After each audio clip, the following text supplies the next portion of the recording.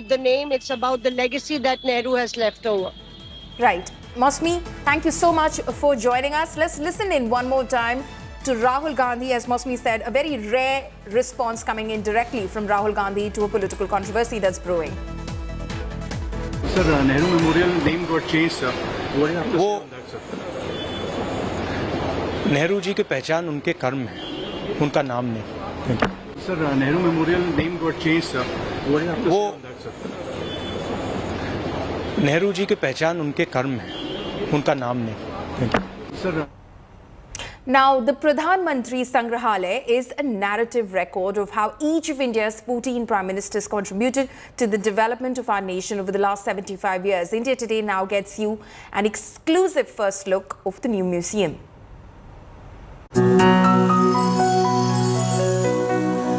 From memorial for India's first Prime Minister Jawaharlal Nehru to museum for all Prime Ministers, the famous Nehru Memorial Museum and Library at Delhi's Teen Murti Bhawan complex has been renamed as the Prime Minister's Museum and Library Society.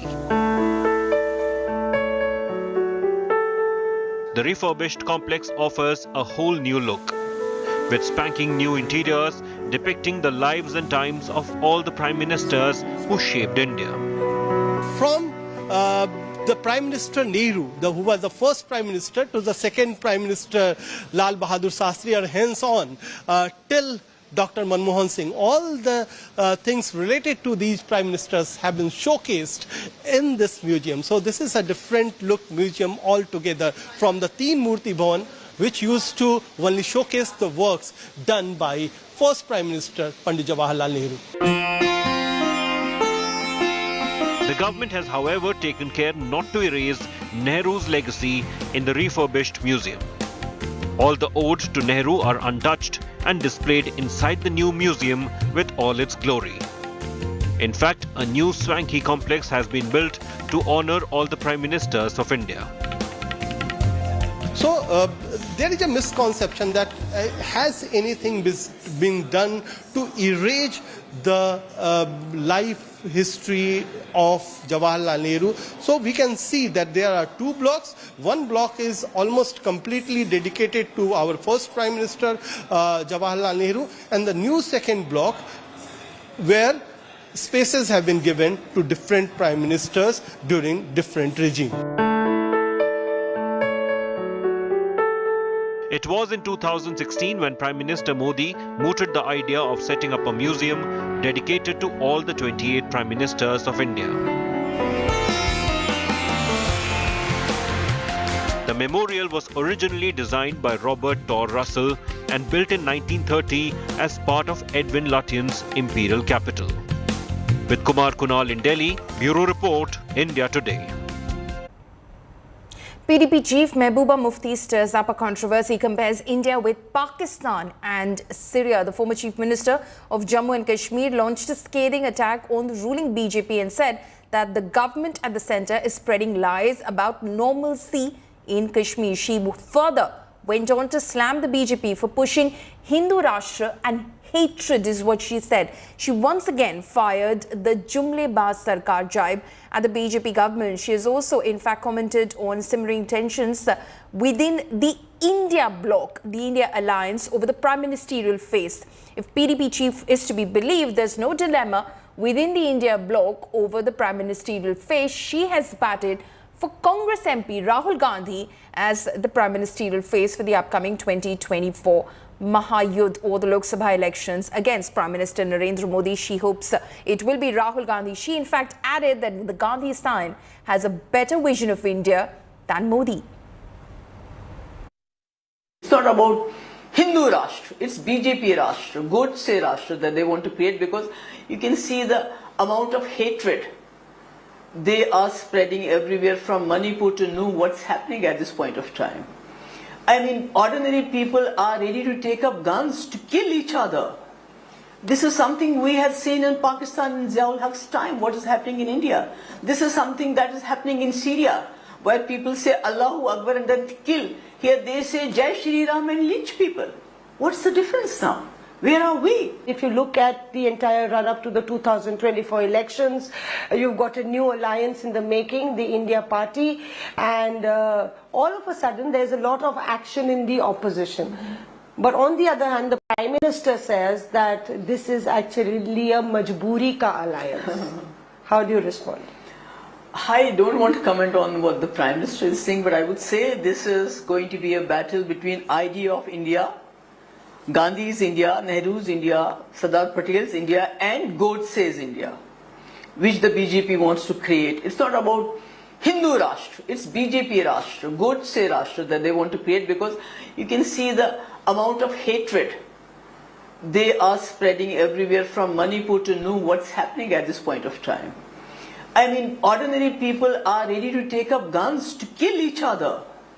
This is something we have seen in Pakistan in Ziaul Haq's time, what is happening in India. This is something that is happening in Syria, where people say Allahu Akbar and then kill. Here they say Jai Shri Ram and lynch people. What's the difference now? Where are we? So I think the Indian alliance, the India alliance, is fighting for the right cause. They have the heart in their right place.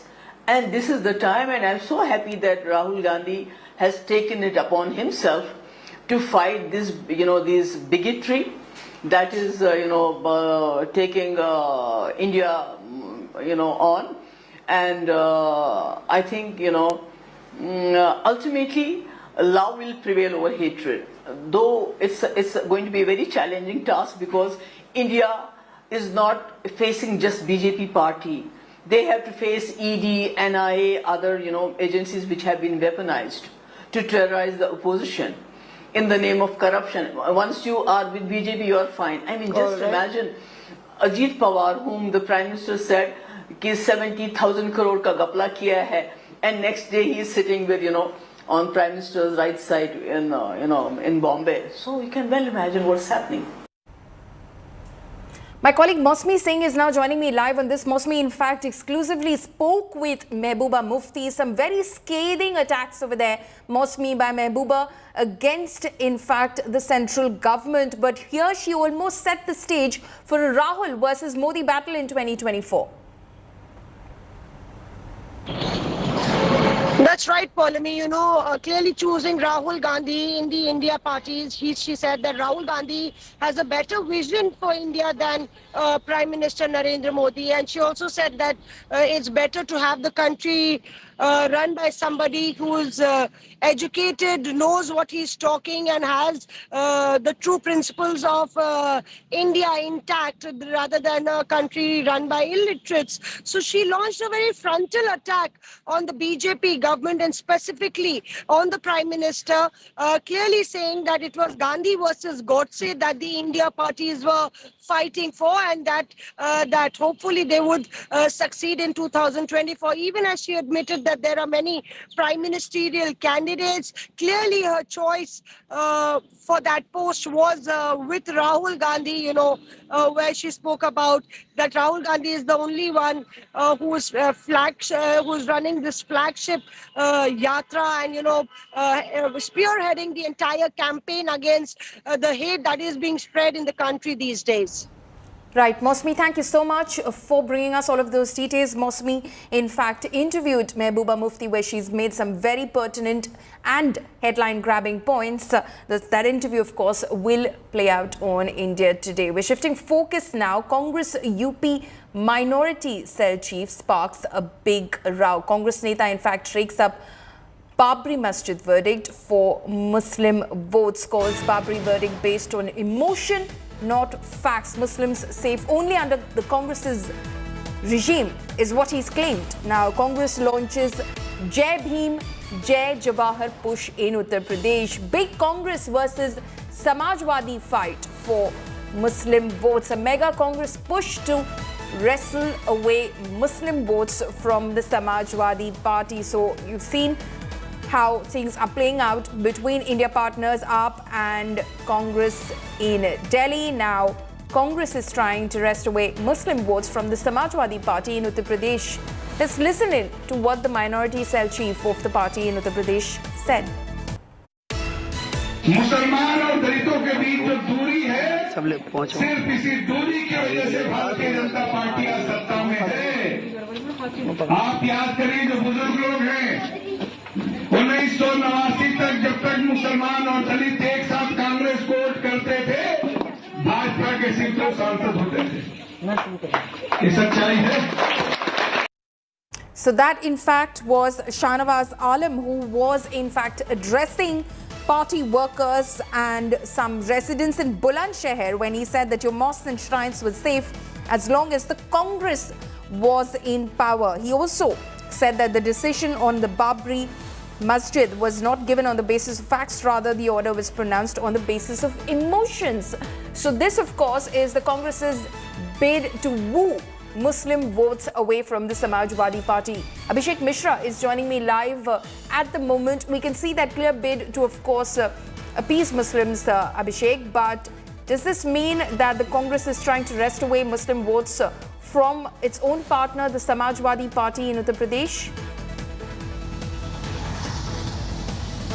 Well, certainly, Polumi, and it looks like that the Congress is going back to its roots, because in Uttar Pradesh, for the 26 years of governance, the core idea and the core combination has always been Muslims, Dalit and Brahman. And that is what the Congress looks like is coming back onto. Although the BJP and the Samajwadi Party both have said that, nothing of this sort is possible in Uttar Pradesh. The BJP minority minister is saying that there is a sense of security, a sense of unity in Uttar Pradesh, and those who are speaking in such a way should rather come here and have a look. On the other hand, the Samajwadi Party is saying that more importantly, it's about the constitution right. It's about, giving equality to every religion. So such comments should not be encouraged. But it looks like that the Congress is very much keen on the fact that how there has been a disharmony, not just in Uttar Pradesh but other states as well. And that is why this statement has become more political, and the reactions are coming where it is a straight allegation that how in the BJP regime the minorities, the dargahs and the mosques are not secure, and that is something which the respective head of the minority department of the Congress party has clearly said. Yes. Right. Abhishek, it also seems like he's clearly stoking communal passions over there. We already know how, tensions are simmering ahead of the final Gyanvapi verdict in Uttar Pradesh to rake up, of course, the Babri Masjid issue. He is, of course, talking to sentiments over there as far as the Muslim vote bank is concerned. Well, certainly, and on one hand, the Gyanvapi survey is underway. There is a clear guidelines and the observation by the Supreme Court as well about its importance and its relevance. On the other hand, if I talk about, we've heard CM Yogi Adityanath as well speaking openly about that whether there are some, signages, if there are something that should be uncovered. And also, the other parties in Uttar Pradesh has not been very vocal about this issue, specifically the Samajwadi Party, who is a major stakeholder and the leader in the opposition. So it clearly an indication that for the 2024 battle, the Congress will be talking about it more. They will be talking about the kind of violence which has happened, be it in Haryana or the other respective states. But in Uttar Pradesh, the BJP is very focused on their agenda, whereas the Congress party is making it a point that the communal harmony and the kind of environment is there in the BJP government. It's something which should be the part of the discussion, and that's why such a statement and such an environment has been created and is very evident for the upcoming polls. Yes. Abhishek, thank you so much for bringing us all of those details. Let's listen in one more time to Shahnawaz Alam, Congress's minority cell chief in Uttar Pradesh. मुसलमान और दलितों के बीच जो दूरी है, सिर्फ इसी दूरी की वजह से भारतीय जनता पार्टी आज सत्ता में है।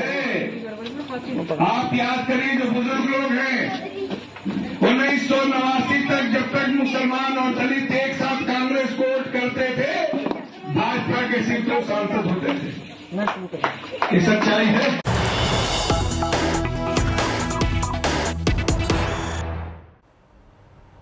News coming in right now. Ghulam Nabi's mega plain speak clarion call to be Azad from religious hate politics. Ghulam Nabi says Hinduism older than Islam. Azad says Muslims were originally Hindus. Azad's big call for peace, brotherhood and harmony.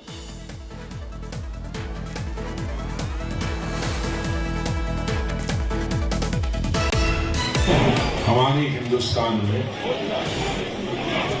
इस्लाम सिर्फ वैसे ही पूरा इस्लाम तो आया ही है 1500 साल पहले। हिंदू धर्म बहुत पुराना है, तो बाहर से आए होंगे 10-20, वो जब मुगलों के वक्त में उनकी फौज में थे। बाकी तो सब हिंदू से ही कन्वर्ट हुए हैं मुसलमान हिंदुस्तान में। और उसकी मिसाल हमारी कश्मीर में है। कश्मीर में कौन था 600 साल पहले मुसलमान? सब कश्मीरी पंडित थे, सब वही इस्लाम कर गए, बन गए। तो मैंने कहा सब इसी धर्म में पैदा हुए। My colleague Sunil Ji Bhatt is now joining me on this story. Sunil Ji, what exactly was Ghulam Nabi Azad targeting when he made that statement that in fact, Hindus came much before Islam? Well, polemic Ghulam Nabi Azad was in Doda district of Jammu and Kashmir few days ago.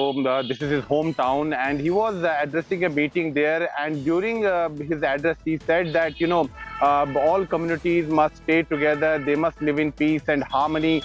And those who play politics over religion are not doing any service to the nation. And while saying that, he also said that all Muslims of the country were Hindus earlier, and even in the Kashmir Valley, 600 years ago, most of the people there were Kashmiri Pandits, but they later on got converted and became Muslims. So he was telling people that nobody has come from outsiders. We are all Indians and we must stay together. But now, political meanings are being, derived out of his statement, and that is why we saw that in the exclusive interview with Mausami, Mehbooba Mufti also took a jibe at Ghulam Nabi Azad. So clearly, this is going to create political ripples in Jammu and Kashmir. But Ghulam Nabi Azad, was referring this while talking about peace and harmony in the society. Okay. Sunil Ji, thank you so much for joining us with all of those details.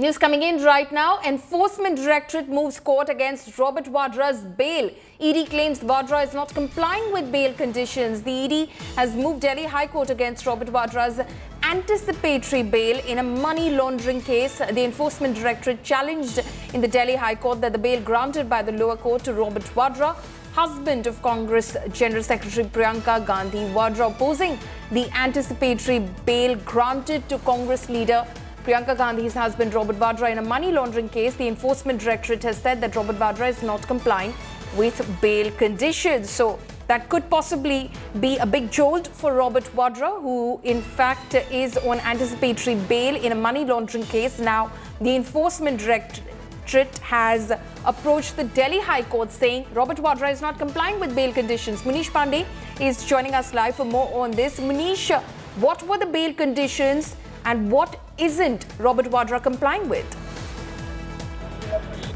Well, Paulmi, as far as this case is concerned, in 2019, Robert Wadra was given a conditional anticipatory bail by a special judge in the national capital. But now the Enforcement Directorate has challenged that anticipatory bail condition, saying that there is a breach of those conditions by Robert Wadra, and they want custodial interrogation of Robert Wadra, and this anticipatory bail application should be cancelled.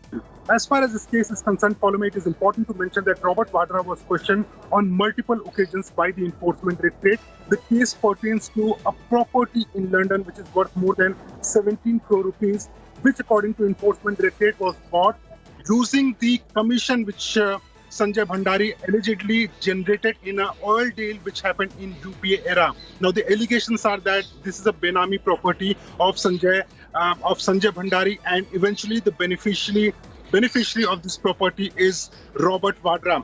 At this point of time, we have been given to understand is that the court has granted 2 weeks to the Enforcement Directorate to show the documents that where is the breach of those conditions by Robert Wadra, and after 2 weeks, that is in the month of September, the court will decide whether anticipatory bail should be continued for Robert Wadra or it should be cancelled. Okay, Munish, thank you so much for bringing us all of those details.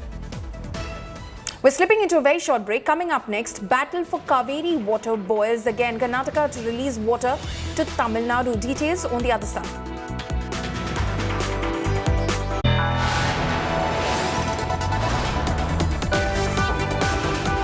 You are watching India Today.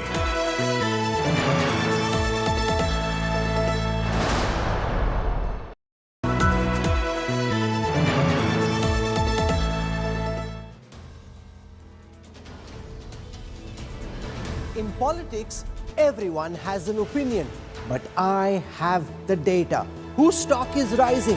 Whose graph is falling?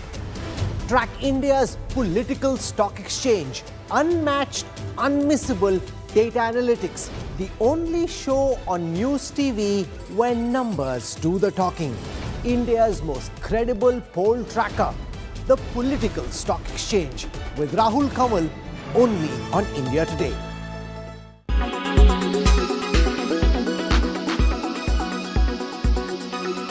Inside an under-construction railway tunnel located between Rishikesh and Devprayag at Shivpuri, and you can see how the tunnel is inundated. Now, what happened on night of August 13? Around 11-12 in the night, suddenly the water that flows from the seasonal Nala, as they call it in Uttarakhand, because of the cloud burst, it brought aggressive water flow. Along with that, there was a lot of silt, boulders, stones which came along with the water that was coming from the monsoon Nala. And you can see the entry point itself. There's a lot of debris which is still lying here. This is possibly the security guard post which has been inundated with the stones, covered with the stones halfway.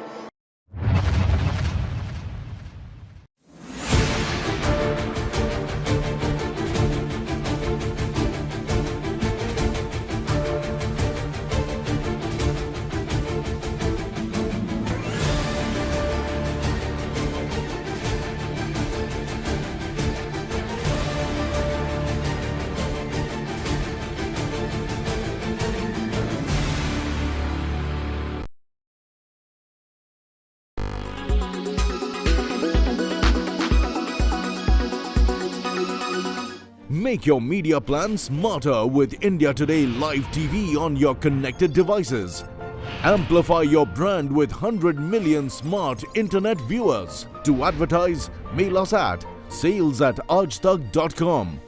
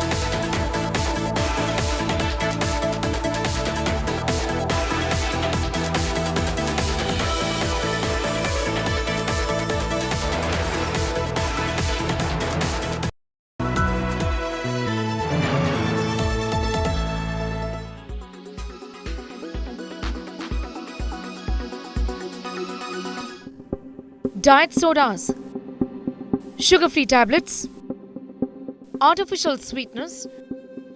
Do all of these give you a sense of assurance that you are staying away from sugar and that these are healthy alternatives? Well, it is not that simplistic as you think it is.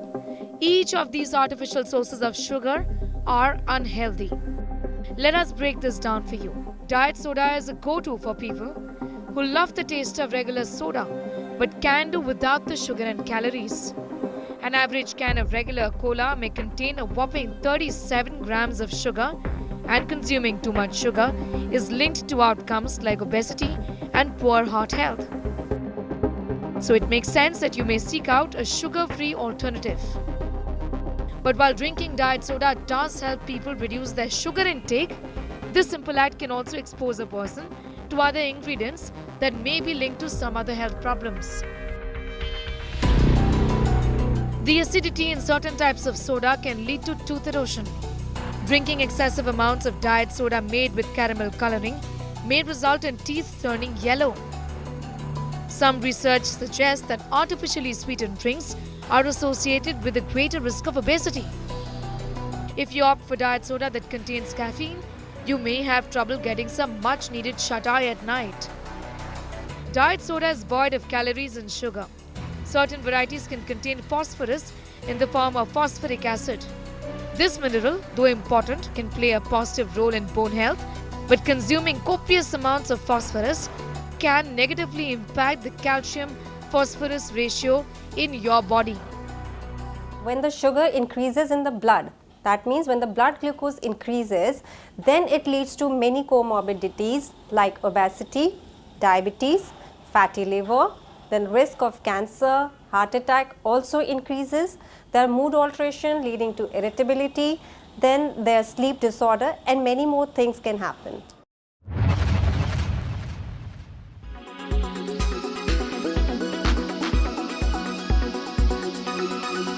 Make your media plan smarter with India Today Live TV on your connected devices. Amplify your brand with 100 million smart internet viewers. To advertise, mail us at sales@aajtak.com.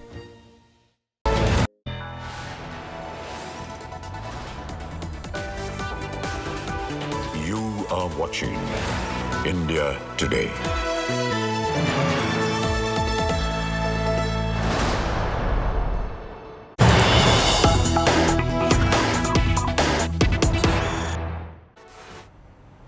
News coming in right now in the Gyanvapi case. The talk of settlement outside the judicial process on behalf of the Hindu parties has been rejected by the lawyer of the Hindu side and other women litigants. On behalf of the Hindu side, the chief advocate Vishnu Jain has denied any kind of settlement through talks. Vishnu Jain told India Today in a conversation that no invitation has been given to the Masjid Committee for talks by the Hindu side, nor can any kind of talks be held.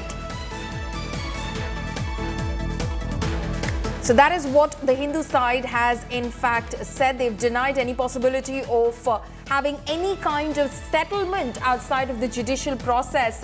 Now this has been rejected by the lawyer for the Hindu side and other women litigants. On behalf of the Hindu side, the chief advocate Vishnu Jain has denied any kind of settlement through talks. Vishnu Jain told India Today in a conversation that no invitation has been given to the Masjid Committee for talks by the Hindu side, nor can any kind of talks be held. So the Hindu side has closed all doors on the possibility of having any sort of settlement as far as the contentious Gyanvapi issue is concerned outside of court, outside of the judicial process. They've said that no such offer has been made by the Hindu side to the Masjid Committee for talks by the Hindu side, nor can any kind of talks be held. My colleague Abhishek Mishra is joining me on the phone line right now. Abhishek, what has Vishnu Jain said? No possibility of any talks to settle this matter outside court?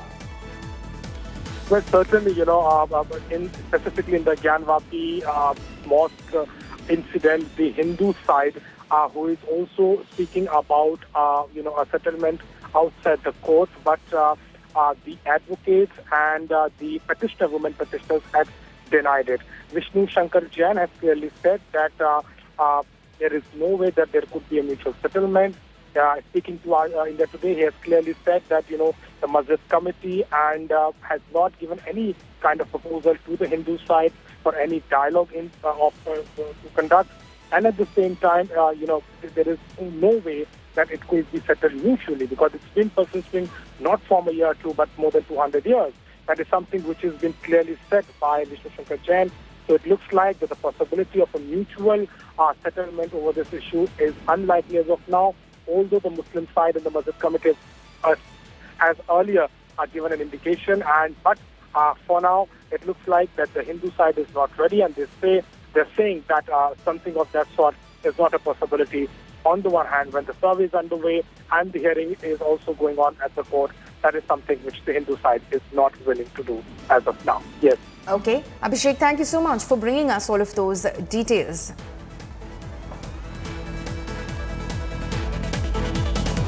Kaveri water row escalates in adjoining southern states of Karnataka and Tamil Nadu a day after the Stalin government knocked the Supreme Court's door over Karnataka not releasing due share of water to the state. Karnataka Deputy Chief Minister D.K. Shivkumar is now all set to release water to Tamil Nadu. Karnataka farmers have hit the streets protesting against the Siddaramaiah government's move. Farmers allege that there isn't sufficient water for their crops in the states as they raised anti-Siddaramaiah government slogans. Now, even Deputy Chief Minister Shivakumar earlier had said that there is no sufficient water for Karnataka, but they're going to release 2,831 crore litres of Kaveri water to neighbouring Tamil Nadu. Hitting back at the Siddaramaiah government, former Chief Minister of the state, Basavaraj Bommai, alleged that the Congress is releasing water to please its India ally DMK. If you look the hindsight of it, it is very clear that the Congress government in Karnataka wants to please their ally, who is part of India, the so-called India, INDIA, DMK, and they have yielded to the pressure of DMK against the interest of the people of Karnataka. This is what is going to happen if INDA comes to power. So the interest of Karnataka will be jeopardized 100%, and people of Karnataka, more so Kaveri Basin people, will fight for it. ರೈತರು ನಮ್ಮ ರೈತರು ಯಾಕೆ ಬಿಟ್ಟರು ಅಂತ ಕೇಳಿದ್ರೆ ಬೀಗ ನಮ್ಮ ಕೈಯ ಬೀಗ ಬೊಮ್ಮಾಯಿ ಅವ್ರ ಕೈಲಿ ಸೆಂಟ್ರಲ್ ಗೌರ್ಮೆಂಟ್ ಕೈಲಿ ಬೀಗ ಇದೆ. ಬೊಮ್ಮಾಯಿನವರು ಎಲ್ಲ ಕಾನೂನು ಗೊತ್ತಿದೆ. ರಾಜಕಾರಣ ಎಷ್ಟು ಮಾಡ್ಬೋದು ಅಷ್ಟೇ ಮಾಡ್ಬೋದು. ರಾಜಕಾರಣ ಜಾಸ್ತಿ ನಾವು ರಾಜಕಾರಣ ಮಾಡೋಣ. ಸುಪ್ರೀಂ ಕೋರ್ಟು ಯಾರ ಕಂಟ್ರೋಲಲ್ಲಿದೆ ಈಗ ನೀರು, ಇದೆಲ್ಲ ನಾನು ಚರ್ಚೆ ಮಾಡೋದು ಈಗ ಬೇಡ. ರಾಜ್ಯದಲ್ಲಿ ಮಳೆ ಕೊರತೆ ಆಗಿದೆ. ನಾನು ಅದಕ್ಕೆ ಎಲ್ಲ ಕಂಪ್ಲೀಟ್ ಇಡೀ 30 ವರ್ಷ 40 ವರ್ಷ ಲೆಕ್ಕ ಹಾಕೊಂಡ್ರೆ ಈ ವರ್ಷನೇ ನಮಗೆ ಮಳೆ ಕಡಿಮೆ ಆಗಿದೆ. ನಮ್ಮ ರೈತರು ನಾವು ಮತ್ತೆ ತಿಳಿಸಿದ್ದೀವಿ. ನಾವು ಸುಮಾರು ಸಾರಿ ಬಂದು ಇಂಜಿನಿಯರ್ಗೆ ಎಲ್ಲರಿಗೂ ಹೇಳ್ತಾರೆ, ಮೈಸೂರಲ್ಲೆಲ್ಲ ಇಂಜಿನಿಯರ್ಗೆಲ್ಲ ಹೇಳಿದ್ದೀವಿ, ನಾವು ತಕ್ಷಣ ನೀರು ಎದ್ದ ತಕ್ಷಣ ಮದ್ದೂರು ಬ್ರಾಂಚ್ ನೀರು ಕೊಡ್ತೀವಿ ಅಂತಂದ್ರು. ಪೂರ್ತಿ ಬೆಳೆ ಎಲ್ಲ ಹೊರಗೋಗದೆ ಇವಾಗ ನಮಗೆ ನೀರು ಕೊಡ್ತಾರೆ, ಪೂರ್ತಿ ತಮಿಳುನಾಡು ನೀರು ಕೊಡ್ತಾ ಇರ್ತಕ್ಕಂಥ ಈ ಕೆಟ್ಟ ಸರ್ಕಾರಕ್ಕೆ ನಿಜವಾಗ್ಲೂ ಎಲ್ಲ ರೈತರು ಆತ್ಮಹತ್ಯೆ ಮಾಡ್ಕೊಳ್ಳುವಂತ ಪರಿಸ್ಥಿತಿ ಬರ್ತದೆ. ನೀರನ್ನ ತಕ್ಷಣ ನಿಲ್ಲಿಸಿ ಮದ್ದೂರು ಬ್ರಾಂಚ್ಗೆ ನೀರು ಕೊಡಬೇಕು ಅಂತ ಎಲ್ಲ ರೈತ ಸಂಘ ಪೂರ್ತಿ ಈ ಮದ್ದೂರು ರೈತ ಸಂಘ ಒತ್ತಾಯ ಮಾಡ್ತಾ ಇದೆ. You in fact heard those angry voices of protesting farmers who've been saying that there is no sufficient water for their crops in the state of Karnataka. But despite this, Karnataka now has decided to release water for neighbouring Tamil Nadu, that is Kaveri water. This has sparked a big political slugfest in Karnataka, with former Chief Minister of the state, Basavaraj Bommai, claiming that Karnataka was doing all of this and the Siddaramaiah government was doing all of this in order to please its India ally DMK in Tamil Nadu. Nagarjun Dwarkanath is joining me live this morning from Bengaluru. A big political face-off that has been sparked off by this decision by the Karnataka government to release water to Tamil Nadu, Kaveri water to Tamil Nadu. What about the protesting farmers in Karnataka? Well, the protests have already erupted in Mandya districts where the KRS dam is located. KRS holds the Kaveri water, and the farmers in Mandya, Mysore and Ramnagar district have already started to protest as to why is the government releasing water to Tamil Nadu when there's a deficit of rainfall. You have to argue in the Supreme Court, put your plea in front of the union government as to Karnataka farmers need the water for their own crops, because Tamil Nadu farmers grow 3 crops in a year and Karnataka grows 2 crops, and we are still rain deficit state, and there's no point giving the water to Tamil Nadu also. And BJP now has hit out at the government that Congress here in Karnataka is trying to please its ally DMK in India alliance. That's the reason, without even thinking twice, they have started to release water. The Deputy Chief Minister, who is also the Water Resource Minister, Mr. D.K. Shivkumar, has confirmed that 10 TMC of water will be released from the Kaveri river to Tamil Nadu right now. Yesterday, protests have erupted. Today also, Mandya district farmers have called for a protest. This will only intensify, and we have already seen political comments being made in terms of interstate water dispute. Right. Nagarjan, stay on with us. We've got more news that's coming in from Karnataka as well. Now, massive crackdown against corruption is in fact currently underway in Karnataka. Karnataka Lokayukt simultaneously raided multiple locations across Karnataka, including Bengaluru, Chitradurga, Devangere and several other districts, targeting the residences and offices of government officers. In Bengaluru, the officials conducted raids at the residence of Nataraj, Revenue Inspector BBMP Mahadevpura Zone. Nataraj was caught accepting a bribe of 5 lakh rupees. Meanwhile, raids are also underway at Minor Irrigation Department Engineer K. Mahesh at his residence in Chitradurg, where officials have found more than 1 kg of gold. My colleague Nagarjan Dwarkanath, in fact, continues to be live with us. Tell us more about these raids, Nagarjan, that are ongoing currently across various districts of Karnataka and the intention behind these raids.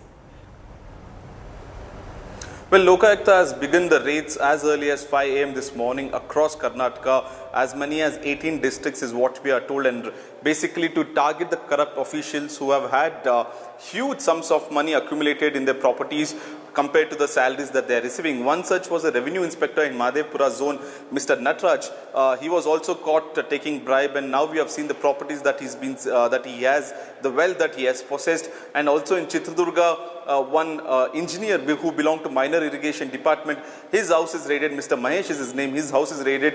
He possesses lakhs and lakhs of cash, notes and also gold jewelry. The Lokayukta raid is underway as we speak, and by the end of the day we'll have exact details as to what was the wealth that all of the officials, corrupt officials, possessed, and most likely their FIR will be registered and these people will be taken under custody after evaluation. So a raid is underway as we speak, but this is a ongoing routine process is what we are told. Last month also the same such raids were happening in Karnataka, 30 odd places. Today around 18 districts, raids against corrupt government officials have been taken up by the Lokayukta.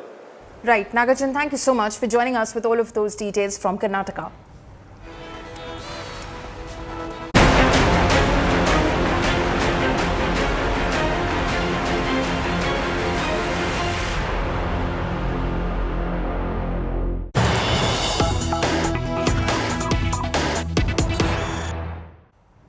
Delhi Congress versus Aam Aadmi Party face-off escalates. Congress's Dikshit says that AAP and Kejriwal are not trustworthy. Sandeep Dikshit says that AAP indulges in non-issues. AAP says Congress must consult top brass first. So that face-off between Delhi Congress and Aam Aadmi Party continues.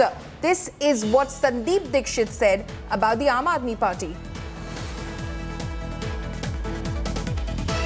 They are in talk with. The message went across that Congress is preparing itself to contest alone in 2024 elections as far as Delhi is concerned, despite they are in talk with Aam Aadmi parties as a part of India Alliance. So how do you look at this, how this message percolated after this particular meeting? Well, you ask those who percolated this message, and you ask Aam Aadmi, who jumps at every occasion. The problem with Aam Aadmi party is they neither verify truth, nor do they know the difference between total lies and truth, because they themselves have lived lies all their life. And I'm saying this openly. I mean, it's the most untrustworthy bunch of people, including their supreme leader. What is the condition? There are 7 seats in Delhi, right? Congress has to be strong in all 7. And we have to prepare for all 7. That does not mean in case there is an alliance, we fight all 7. Suppose we suddenly get new, we believe we want New Delhi and South Delhi seats, and we prepare here. In the alliance, we get Chandni Chowk and West Delhi. And if we have not prepared there, how will we fight an election? Obviously, any self-respecting party, in case there is an alliance and before details of the alliance are worked out, will try and strengthen itself in the entire state. I mean, it's absolute. I think it's a no-brainer for anybody to think that. Only people who want to distort the truth or kind of bring out things to kind of muddy the whole picture, or basically people who have no idea what truth and untruth is. Only those people will believe in these rumors.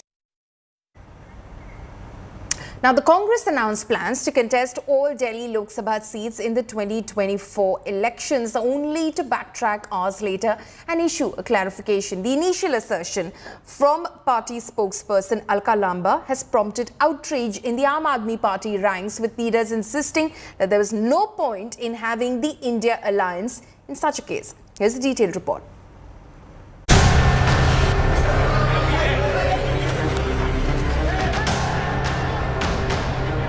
United, they stand with the aim of taking on Narendra Modi in 2024. But they are divided by political and electoral interests. Team India may be padding up for the general elections next year, but internal differences of seat sharing appear to be the biggest sticking point. In the latest, Aam Aadmi Party and Congress are in a tug-of-war for 7 Delhi Lok Sabha seats. It all started with Delhi Congress leader Alka Lamba's surprise declaration.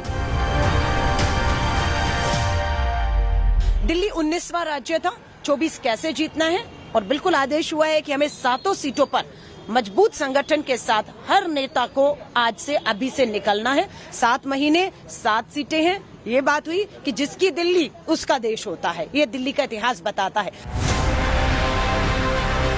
This set of cat among the pigeons, the Aam Aadmi Party threatened to boycott the upcoming India meet in Mumbai. मैंने उनका वो बयान सुना, और अगर कांग्रेस ने मन बना लिया है कि वो दिल्ली में अलायंस नहीं करेंगे हमारे साथ, तो इंडिया अलायंस वाली मीटिंग को अटेंड करने का कोई मतलब नहीं, अपना टाइम वेस्ट करने का कोई मतलब नहीं। हमारा शीर्ष नेतृत्व डिसाइड करेगा कि अगली इंडिया अलायंस की मीटिंग हम अटेंड करेंगे या नहीं। देखिए, इस तरीके की बातें तो आती रहेंगी। जब इंडिया के सभी घटक दल बैठेंगे, सीट शेयरिंग पे चर्चा करेंगे, सब पार्टियों के राष्ट्रीय नेतृत्व आमने सामने बैठ के इस पे चर्चा करेंगे, तब पता चलेगा कौन सी पार्टी को कौन सी सीटें मिलती हैं। ये तो बहुत आगे की बात है। Both parties went into separate huddle as confusion and chaos continued. आम आदमी पार्टी को जो है, मैं समझ रहा हूं कि बहुत इमेच्योर लोग वहां बैठे हुए लगते हैं मुझको। किसी प्रकार का मीडिया के बयान से वो इतने बड़े डिसीजन लेना चाहते हैं, तो शायद ईश्वर भी उसको नहीं बचा पाएंगे। जो है, if I would told if anybody is giving, हमारे कोई जो है रूटीन में जो आपकी डिबेट में आते हैं कोई प्रवक्ता है, तो आप मीडिया के साथियों को भी समझना चाहिए कि they are not the competent people to make comment on such a big issue. But the Aam Aadmi Party versus Congress Delhi dangle seems to be far from over. Several Delhi Congress netas are now openly snipping at Arvind Kejriwal and his party. 3.5 साल से मैं सड़कों पर हूँ, पोल खोल रहा हूँ अरविंद केजरीवाल की। शराब के खिलाफ कांग्रेस ने ही आंदोलन किया, और आज शराब मंत्री जेल में, सत्येंद्र जैन जेल में, अभी तो डीटीसी घोटाला भी सामने कांग्रेस की वजह से आने वाला है। कोविड काल में यदि फेलियर इस सरकार का होगा तो सवाल पूछने वाला कांग्रेस का कार्यकर्ता था। मैं दावे के साथ कहता हूँ कि 2024 में कांग्रेस की सरकार केंद्र में बनेगी और 2025 में अरविंद केजरीवाल चुनाव हारेंगे। The political drama gave BJP enough opportunity to target the India alliance. वास्तविकता जो ये है कि जो विपक्षी एकता के नाम पे जो गठबंधन, महागठबंधन, महाठगबंधन का ये बनाया गया है, वो पूरा फेल होगा, और उसकी शुरुआत हो गई है। कांग्रेस और आम आदमी पार्टी के ये बयान इस बात को दर्शाते हैं कि ये गठबंधन चलने वाला नहीं है किसी भी रूप में। All eyes are now on the Mumbai meeting. Will opposition allies be able to put their differences aside? Bureau Report, India Today. Now, Home Minister Shah had predicted chinks in the India alliance during the voting on the Delhi Services Bill in Parliament. Listen in. मैं आपको बताना चाहता हूं, ये आप party का जन्म ही कांग्रेस का विरोध कर हुआ। लगभग 3 टन जितनी गाली कांग्रेस की सरकार को बोले और बोलकर सरकार में आए, और आज अनधिकृत अधिकार प्राप्त करने के लिए कांग्रेस का समर्थन ले रहे हैं। और कांग्रेस वालों को भी ठीक है, चलो हमारा गठबंधन बढ़े। भाई मैं बताना चाहता हूं खड़गे साहब, जैसे ही आज शाम को ये बिल खत्म हुआ, पारित हुआ, केजरीवाल जी पलट जाएंगे, ठेंगा दिखाएंगे और कुछ नहीं होने वाला।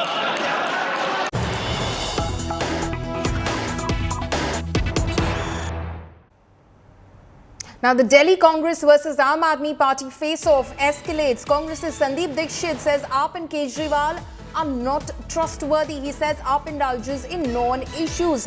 Aam Aadmi Party says that the Congress must consult its top brass first.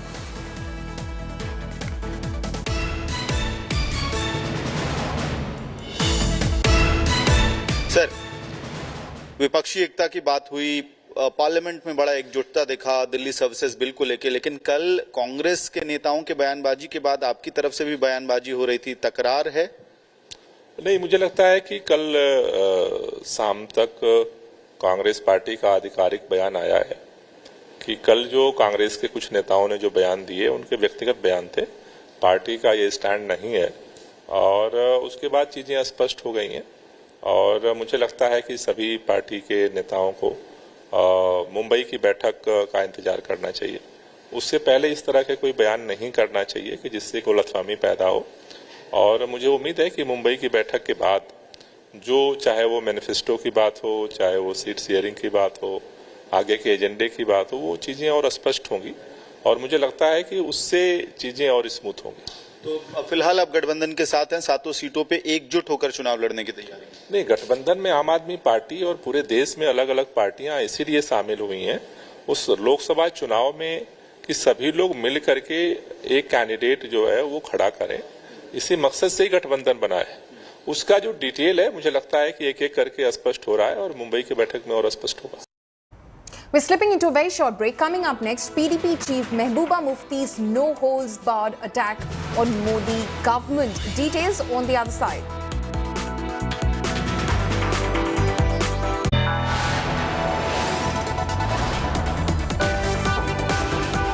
You are watching India Today.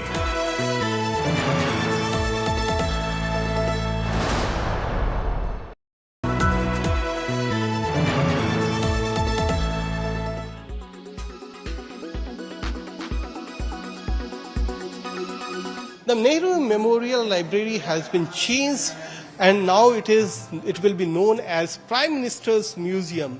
I will show you graphically how the whole structure of the Nehru Memorial Library and museum has changed and now it has been converted to Prime Minister's Museum. I will show there was earlier just a single building. This was the old building. Now 2 buildings are there. One is the old block and the another one is the new block. I will take you through the old block first. Ground floor we are standing where reception is there. But the significance of this building is at the first floor. The first floor was earlier dedicated to Jawaharlal Nehru. Now, what is happening now? Still, the life journey of Jawaharlal Nehru, our first Prime Minister, is still there. You can see that this is in orange color. This is the part where Jawaharlal Nehru's life journey has been, this part has been dedicated to his life journey. And this second green part is Tosh Khana. Those monuments, those things which different Prime Ministers have been given as gift, that is being kept in this Tosh Khana. I will take you through a new journey, a new building which has been constructed. Actually in 2016 this concept of Prime Minister Museum came and then the construction of new building started in 2018 which completed in 2021 and in April 2022 Prime Minister Narendra Modi inaugurated the new block. I will take you towards the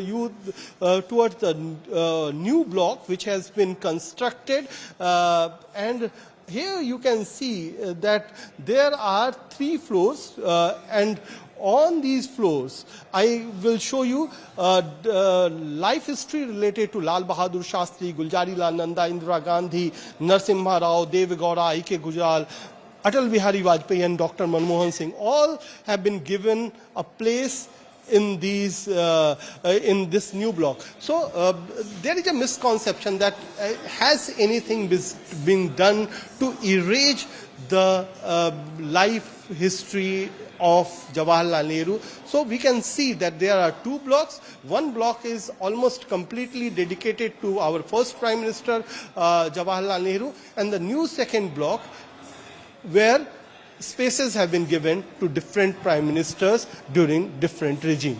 With camera person Nasir, it's Kumar Kunal for India Today from Delhi.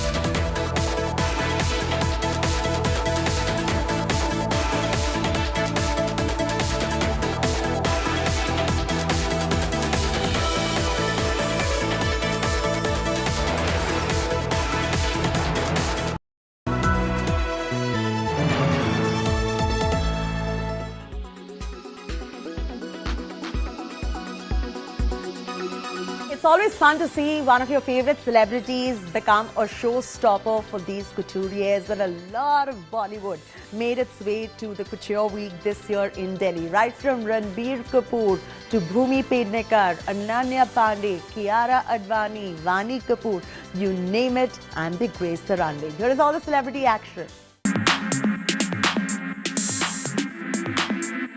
The 16th edition of India Couture Week, organized by FTCI, saw Bollywood celebrities turn showstoppers.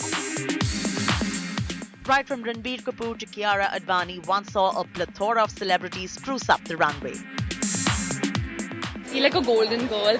I feel very glamorous, but I also feel very comfortable, and I always have a great time working with Rimzim. And it's always there's lots of chaotic energy at Fashion Week, but somehow I managed to keep my calm, I think. It's a beautiful, beautiful embroidered jacket, and they decided to go without the shirt with this really interesting tie.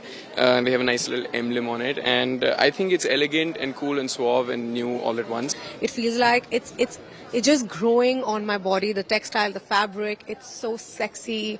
I love the way it hugs my curves. It just makes me feel strong, like I can conquer anything. It's about imagination coming to life. Literally about imagination coming to life. And for that, I mean, just look at this. We can literally sit here and stare at it. While the focus is never on the celebrities, but the celebration of art and craft in India, it never really hurts to see celebrities glam up the runway. Indian influencers spruced up the front rows. Bahar Dhawan to Sukhneet Wadra, there were plenty of them adding glamour. So, I mean, I was like literally like, oh my God, what a moment for us. Such great designs, the intricate work, absolutely stunning collection. In New Delhi with Riya Modi, Lifestyle Bureau, India Today.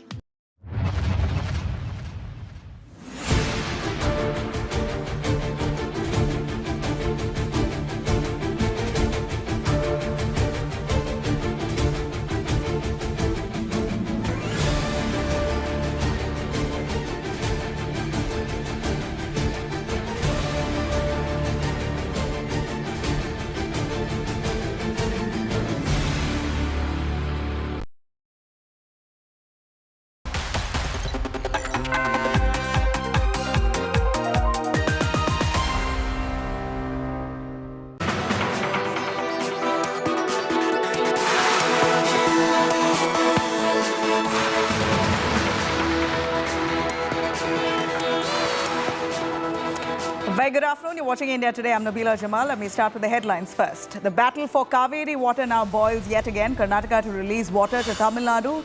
DK Shivkumar admits insufficient water for Karnataka but guarantees release of water to Tamil Nadu.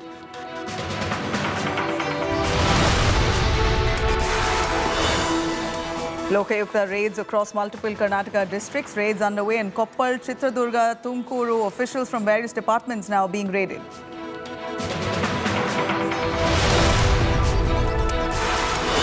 PDP chief's no-holds-barred attack on Modi government likens India to Pakistan and Syria, says BJP is pushing Hindu Rashtra and hatred in the country. What is happening in India? This is something that is happening in Syria, where people say Allahu Akbar and then kill. Here they say Jai Shri Ram and lynch people. ED moves Delhi High Court against Robert Wadra's anticipatory bail in money laundering case.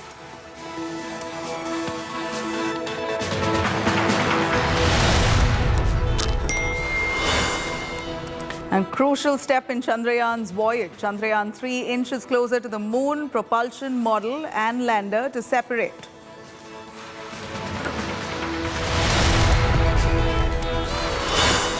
Gadar 2 breaks Pathan's record, becomes the only Bollywood film to score 30 crore plus on the 6th day of its release.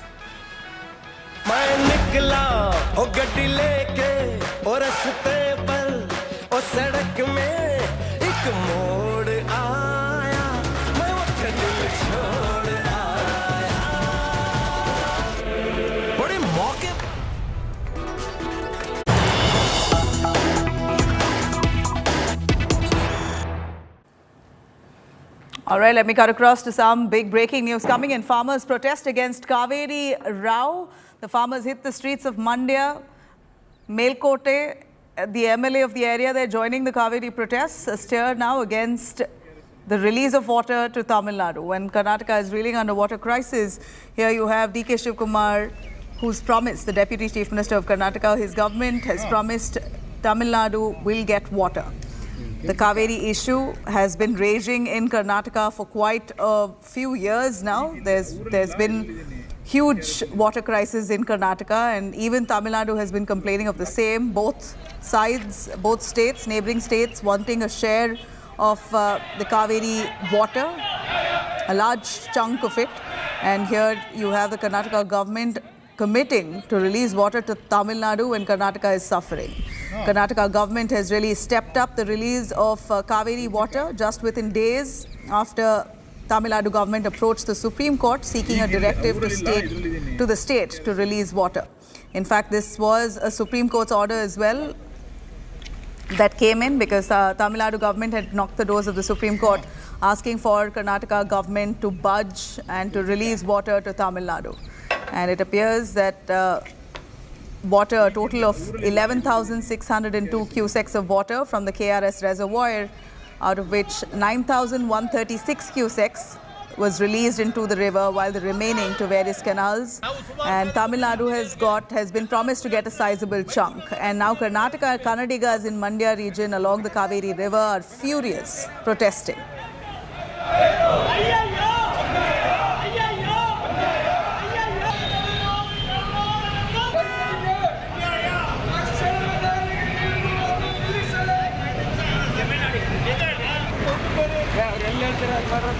Across to Nagarjun Dwarkanath joining us for more on that. Nagarjun, tell us more on the Karnataka government's decision to release water to Tamil Nadu. Have they done this on the orders of the Supreme Court?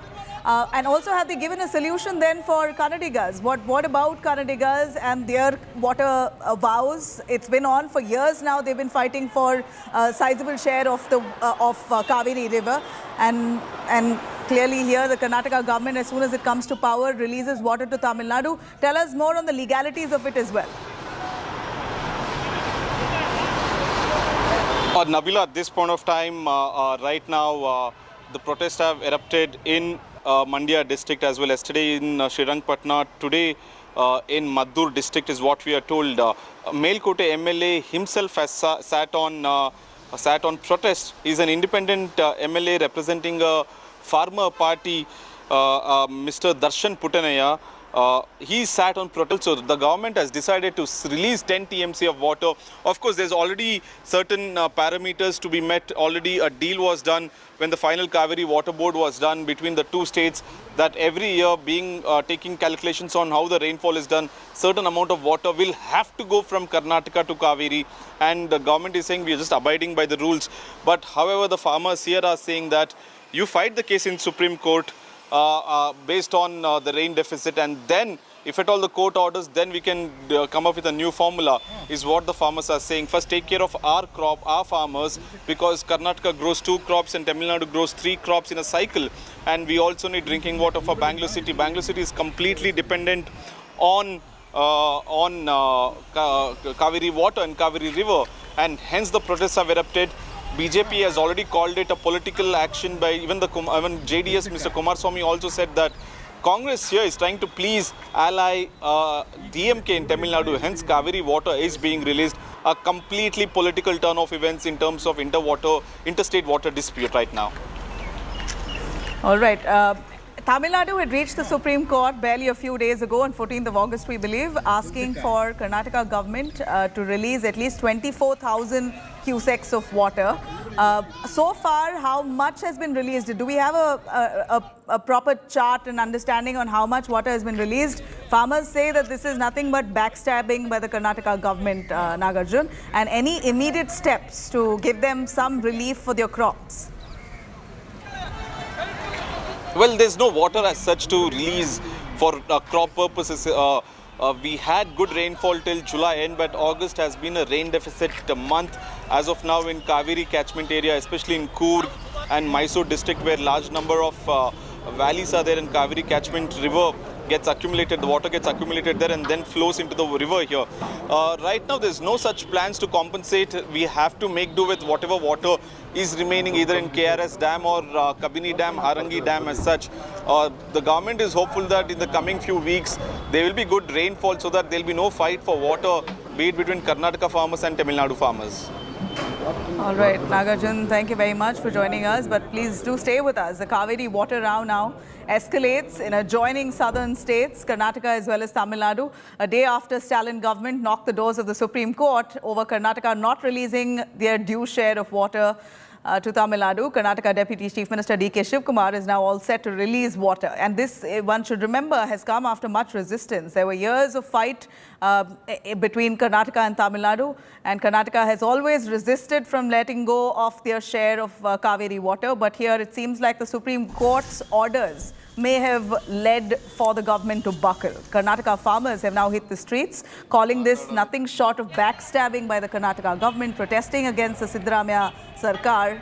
Farmers allege that there isn't sufficient water for crops in the state as they raised anti-Sidhu slogans as well. Those are the protest visuals that are coming in from today.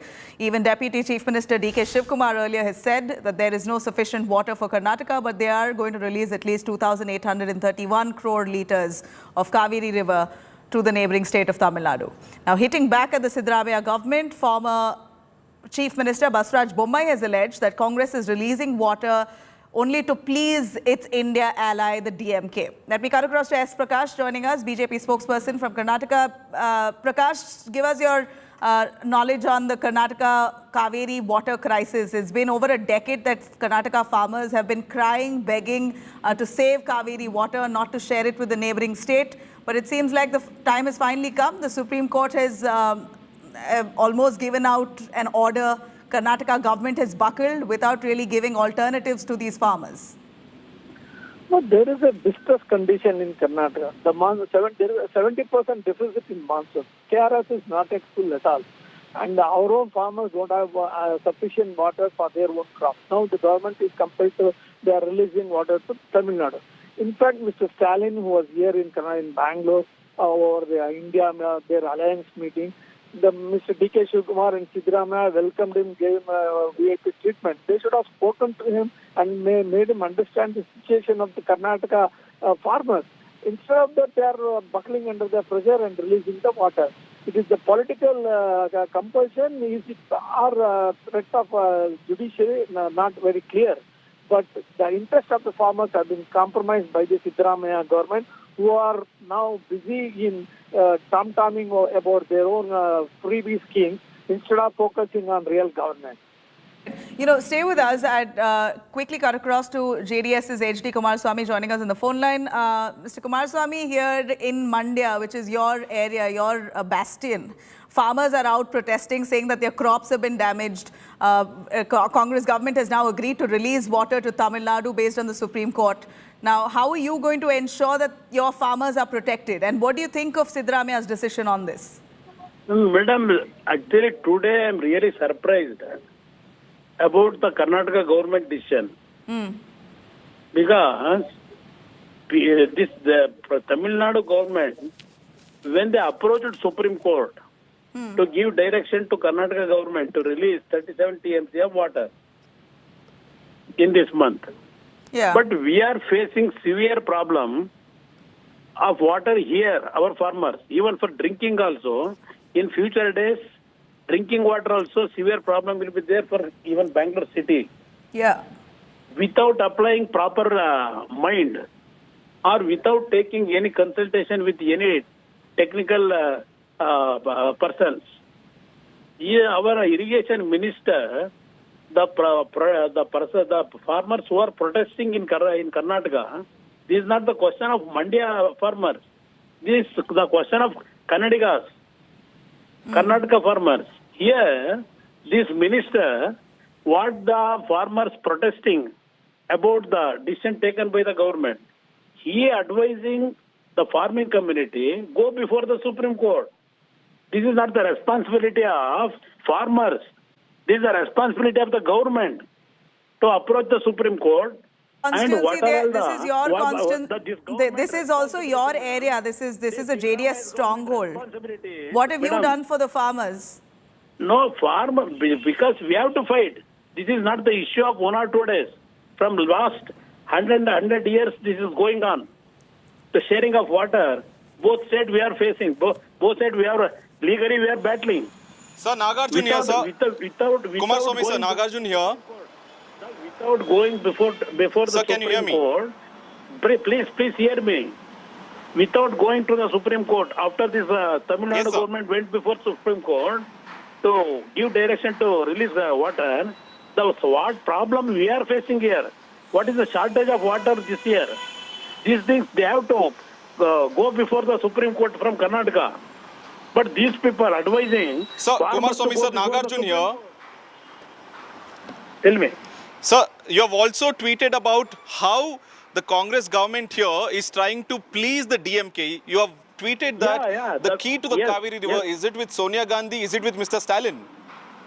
Yeah, they wanted to please the Stalin, the DMK government there. The way in which they have taken the decision from last 2 days, without protesting, our farmers' interest. Why this government single-handedly has taken the decision to release the water? Where is the formalities taken by the Supreme Court or central government or water our distributory board? There is no distress formula is there. We have to. Do you demand all-party meeting on it? Pardon? This government. Do you demand all-party meeting on Kaveri? Yeah, we demand this government call all-party meeting. How these people they letting come Karnataka, Karnataka farming community to please the counterpart of Tamil Nadu government for their self-interest. How they are behaving. No, we heard you, Mr. Kumaraswamy. You're saying that the Congress is trying to please their India ally, but what are the alternatives? The Supreme Court has been moved by the Tamil Nadu government.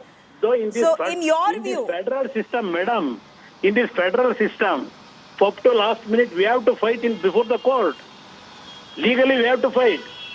You're saying Karnataka government should have challenged the Tamil Nadu state. Without legally fighting, without protecting the interests of the farming community, this government to please and to get the help of the Tamil Nadu government for their future political activities, totally they have actually sold the interest of the Karnataka. You're saying that Karnataka Congress government should have challenged this matter in the Supreme Court. They should have challenged the Tamil Nadu government. By this time, they have to go before the Supreme Court. Why they are not silent? Why they are very silent about this issue?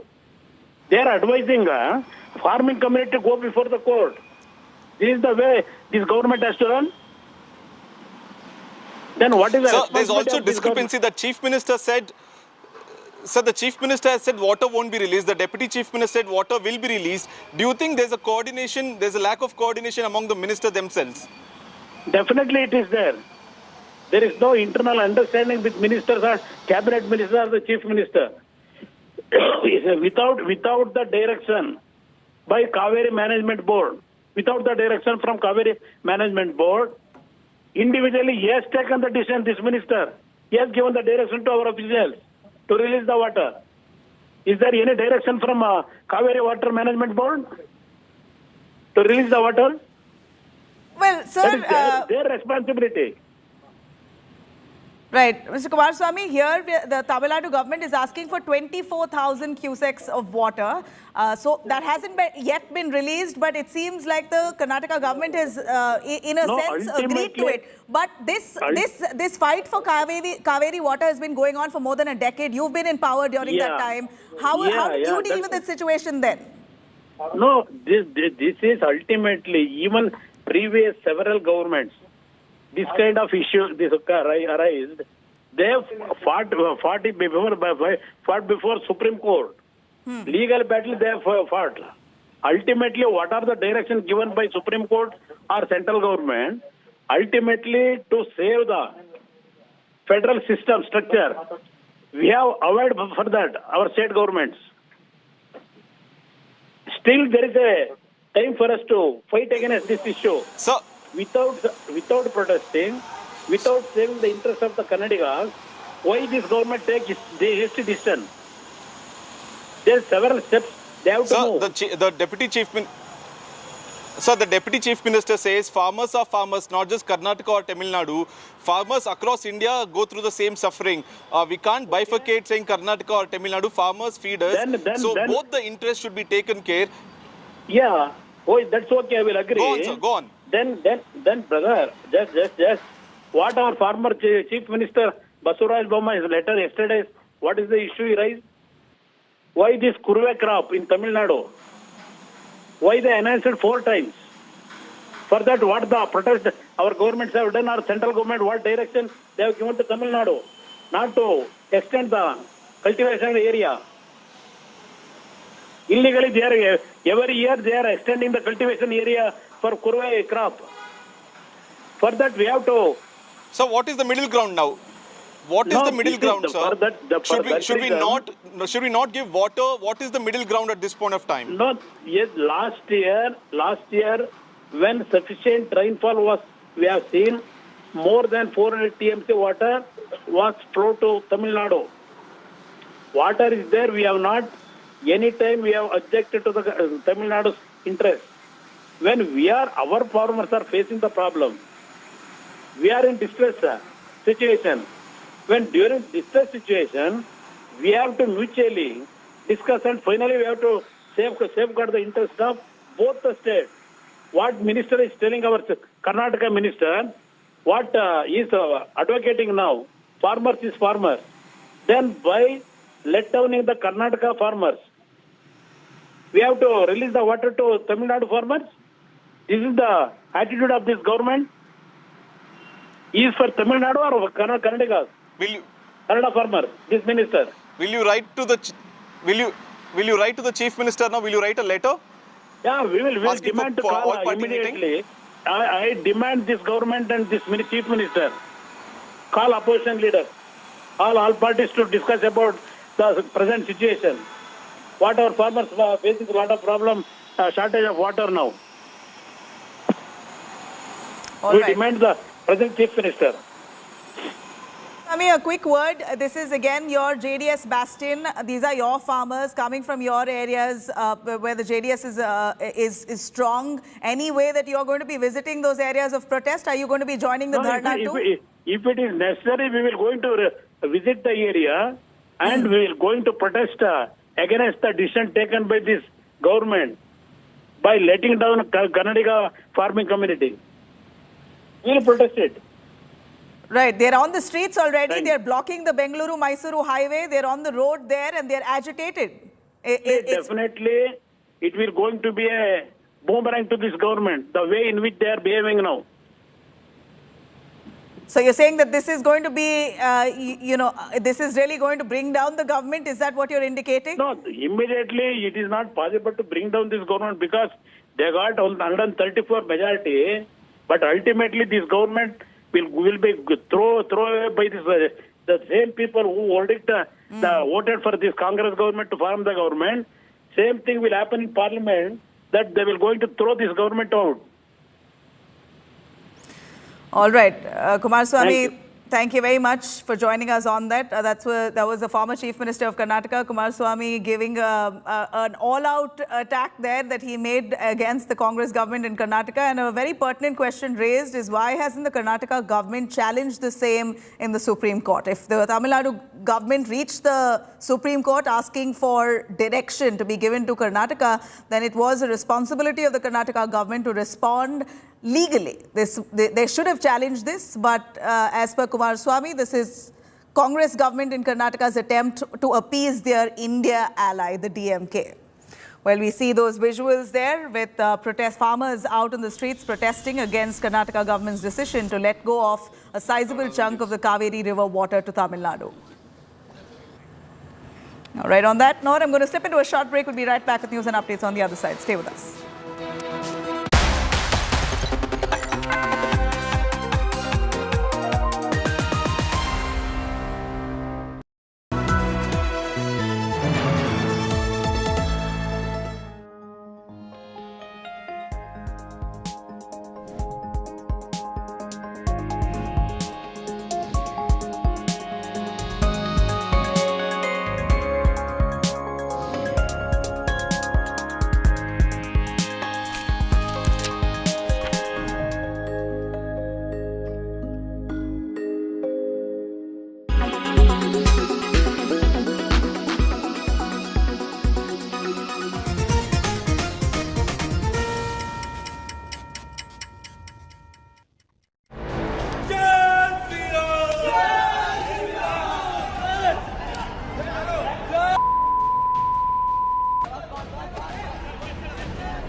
This shocking video from Mumbai's Bandra terminus railway station is doing the rounds on social media.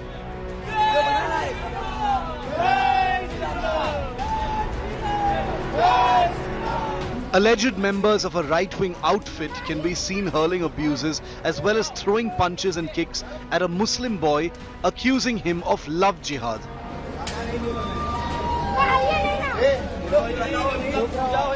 The victim, who is a minor, was accompanying a minor Hindu girl, according to police sources, when he was attacked. As per sources, a kidnapping case was registered by parents of the girl at Ambernath police station in Thane as the girl went missing.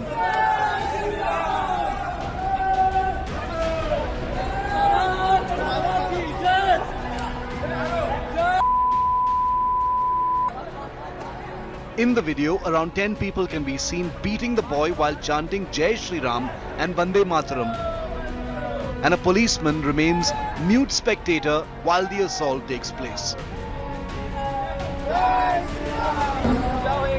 According to police sources, the incident took place on July the 21st and the video surfaced on social media on the 14th of August. The viral video has drawn sharp reactions from political leaders. As long as every citizen of Mumbai, every citizen of Maharashtra and India feels safe, that is our goal. And for that to happen, a proper investigation will take place, and I'm sure that law will take its course. AIMIM leader Waris Pathan has demanded a probe into the matter. वहां पर police खड़ा हुआ है, RPF का, देख रहा है, कोई एक्शन नहीं लिया जा रहा है, उसको मारते हुए लेके जा रहे हैं, जेएसआर के नारे लगाए जा रहे हैं, उनको बोल रहे हैं कि ये इस लड़की को लेकर आ गया था। अरे ये क्या हो रहा है हमारे शहर में? The NCP has called it unfortunate. Home ministry has completely failed this state. मैंने पहली बार नहीं बहुत बार बोल चुकी हूँ कि होम मिनिस्ट्री जवाब दे, क्योंकि जिस तरह से क्राइम महाराष्ट्र में बढ़ रहा है, आप नासिक देखिए, आप पूना देखिए, और मुझे अमित शाह जी से विनती है कि उन्होंने महाराष्ट्र का भी मणिपुर और हरियाणा के साथ रिव्यू लेना चाहिए. The Muslim boy was arrested by the police and handed over to the Ambernath police, after which he was produced in a juvenile justice court.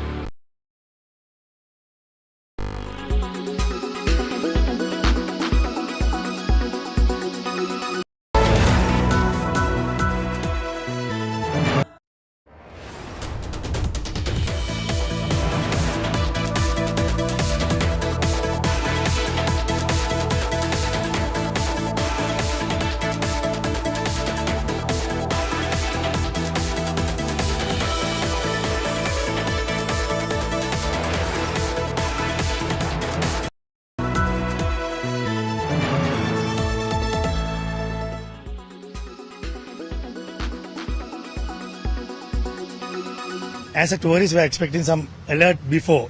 So I think finally I got to know these red alerts and everything. I think sometimes government or your Met department, they should have known this, but no one advised us to not to come to this area in this period. So if we would have known this before, we would have changed the plan. Now it's always now can't help. Flash floods and torrential rains have not only caused a huge damage to the public and private property in Himachal Pradesh, but has also dented state's tourism industry. Hundreds of tourists who were stranded at various places some time back, though were rescued safely, but still the fresh spell of rains has stranded many. We spoke to a group of tourists from Sri Lanka who have now cancelled their trip from Mandi to the neighboring Kullu and other areas, as the roads have been damaged by the bad weather, the rains and the landslides or in the rock slides. With camera person Chandrayaan, Manjeet Sehgal in Mandi for India Today. Mr. Modi on Atalji's birthday, death anniversary, is trying to erase the legacy of Nehru, which was created by Lal Bahadur Shastri and Radhakrishnan ji. It shows the pettiness of Mr. Modi. It shows the RSS, Bharatiya Janasangh and Bharatiya Janata Party's hate against Pandit Nehru. देश की आज़ादी के बाद जितने भी देश के संसाधन हैं, चाहे वो रेल हो, चाहे सड़क हो, चाहे बिजली हो, चाहे पानी हो, चाहे झील हो, चाहे नदी हो, चाहे नाला हो, चाहे एयरपोर्ट हो, चाहे पोर्ट हो, सब एक ही परिवार का जो है वो उस पर पेटेंट हो गया था क्या? तो भैया देश की लिए और देश के आज़ादी के लिए, देश भारत के निर्माण के लिए तमाम हजारों हमारे महानायकों ने कुर्बानी दी है, जिन्हें कि आपने इतिहास के काले पन्नों में डाल दिया था। मोदी जी ने आने के बाद आपके सम्मान के साथ साथ उनके सम्मान को भी सम्मान दिया है।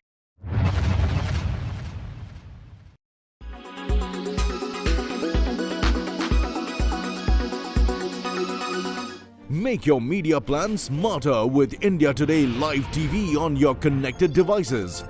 Amplify your brand with 100 million smart internet viewers. To advertise, mail us at sales@aajtak.com.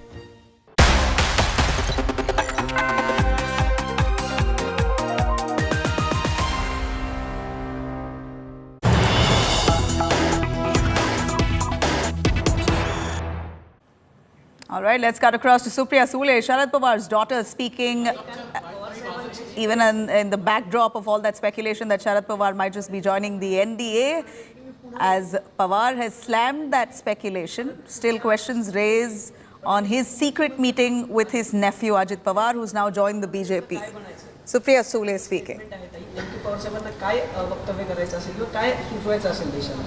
तुमच्या आज त्यांची बीडला असेल ना प्रेस, तुमचा जो काउंटर पार्ट आहे त्याला सांगा ना विचारायला की त्यांच्या मनात काय किंवा ते असं काय म्हणतात. भाजपकडून असं सांगण्यात येतंय, मोदींनी असा निर्णय घेतला की भाजपच्या नेते जे आहेत त्यांच्या मुलांना आता कुठे उमेदवारी मिळणार नाहीये. हा थेट केंद्रातून आलेला निर्णय, या निर्णयाकडे तुम्ही कसं बघता? तो त्यांचा वैयक्तिक प्रश्न आहे. आमच्याकडूनही लोकशाही आहे अजून तरी, त्याच्यामुळे त्यांच्या पक्षाने कसा निर्णय घ्यायचा तो त्यांचा वैयक्तिक प्रश्न आहे. What sort of decision their party has to take is their internal decision. लेकिन महाराष्ट्र कांग्रेस के जो बड़े नेता है नाना पटोले वडेट्टीवार, वो तो आरोप लगा रहे हैं शरद पवार की ये सीक्रेट मीटिंग्स क्यों की जा रही? नहीं, वडेट्टीवार ऐसा नहीं बोले. कल ने आपने पढ़ा नहीं होगा उनका स्टेटमेंट, और नाना पटोले जी का भी जो स्टेटमेंट आपने परसों का, कल तो स्टेटमेंट नहीं आया था, परसों आया था, उसके बाद कांग्रेस का कल का पूरा स्टेटमेंट पढ़ लीजिए आप. ताई, फेमिनिझममध्ये एक संकल्पना किंवा एक सिद्धांत मांडला जातो, personal is political and political is personal. Pawar आणि अजित पवारांच्या ज्या सगळ्या भेटी होत आहेत त्या कौटुंबिक आहेत, खाजगी आहेत असं जरी सांगितलं जातं तरी सध्याच्या परिस्थितीमध्ये त्या प्रत्येक भेटीमागे काही ना काहीतरी राजकीय अर्थ जो आहे तो निघतोय. ज्या पद्धतीमध्ये अजित पवार चोरट्यांच्या घरी भेटायला गेले आणि त्यानंतर गाडीतनं ते लपून गेले, तर ते टाळतायत, पण कॅमेऱ्यामध्ये हे कैद झालेलं आहे. तर नेमका यातला अर्थ लोकांनी काय काढायचा, कारण सगळेच गोंधळतात अशा ह्या सगळ्या परिस्थितीमध्ये जेव्हा अशा भेटी होतात. मला असं वाटतं या दोन्ही गोष्टींवर आदरणीय पवार साहेब आणि माननीय दादा दोघांनी ऑलरेडी बोललेले आहेत या विषयावर. त्यामुळे वेगळं मला काही बोलायची काही गरज वाटत नाही. चोरडिया कुटुंबाकडे पवार कुटुंबाचे माझ्या आणि दादाच्या जन्माच्या आधीपासून संबंध आहे. आदरणीय पवार साहेब आणि मिस्टर चोरडिया ईश्वरलाल चोरडिया जी ते दोघेही कॉलेजचे मित्र आहेत. त्याच्यामुळे त्यांच्या घरी आम्हाला पुण्याला जाणं.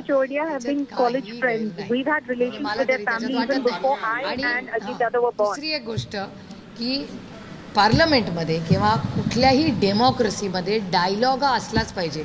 मी जेव्हा पार्लमेंटमध्ये जाते मी अनेक भारतीय जनता पक्षाच्या नेत्यांना भेटते, त्यांच्यावर पॉलिसीची डिस्कशन करते, अनेक मंत्र्यांना भेटते, ते आमच्याबरोबर चर्चा करत असतात. याचा अर्थ आमची राजकीय मतभेद आहेत पण वैयक्तिक काही संबंध असतात आणि हेच संस्कार आमच्यावर यशवंतराव चव्हाणांचे आहेत आणि ते पाळण्याचा प्रयत्न आम्ही करतो. माढा लोकसभेचा प्रश्न आहे. माढा लोकसभा राष्ट्रवादी परंपरागत तो लोकसभा मतदारसंघ आहे तो राष्ट्रवादीकडे आहे. पृथ्वीराज चव्हाणांनी सूचित विधान केले. काँग्रेसनं पडताळणी सुरू केली आहे माढा लोकसभा मतदारसंघात, तयारी सुरू केली आहे. त्याच्यात गैर काय चुकीचं आहे? प्रत्येकाला आपला पक्ष वाढवायचा अधिकार आहे. तर काँग्रेस करत असेल तर त्याच्यात गैर काय? त्याचं उलट आपण स्वागत केलं पाहिजे. Congress has the right to expand its party. We should welcome it. What's wrong with that? मी तुम्हाला सांगितलं इथलं गृह मंत्रालय इज अ कम्प्लीट फेलियर. त्याच्यामुळे त्यांच्याकडून काय अपेक्षा करायची आपण? पृथ्वीराज चव्हाण आणि home ministry is a complete failure. What should we expect from them? तोपर्यंत म्हणजे अजितदादांनी सोबत आणलं नाही तोपर्यंत अजित पवारांना मुख्यमंत्री होणार नाही, येणार नाही असं मोदींनी त्यांना सांगितलंय आणि त्यामुळं अजितदादा सातत्याने शरद पवारांना. All right, I'm going to cut across now to Mehbooba Mufti, PDP chief, who stirs controversy as she's spoken exclusively to India Today, comparing India with Pakistan and Syria. Former Chief Minister of Jammu and Kashmir has launched a scathing attack on ruling BJP and said that the government is spreading lies about normalcy in Kashmir. She's further gone on to slam BJP for pushing Hindu Rashtra and hatred. She once again fired the Jumlebaz Sarkar jibe at the BJP government. She's also commented on simmering tensions that's brewing now within the India bloc over the Prime Minister's face. If PDP chief is to be believed, there's no dilemma within the India bloc over Prime Minister's face. In fact, there's a lot of confusion, and she admits it in that conversation. She has battled for, as we know that she's also part of the India bloc. We hear that she has been pushing for Congress MP Rahul Gandhi as a prime ministerial face for the upcoming 2024 Mahayuddh against the Prime Minister Narendra Modi. She's also added that the Gandhi scion has better vision of India than that of Modi.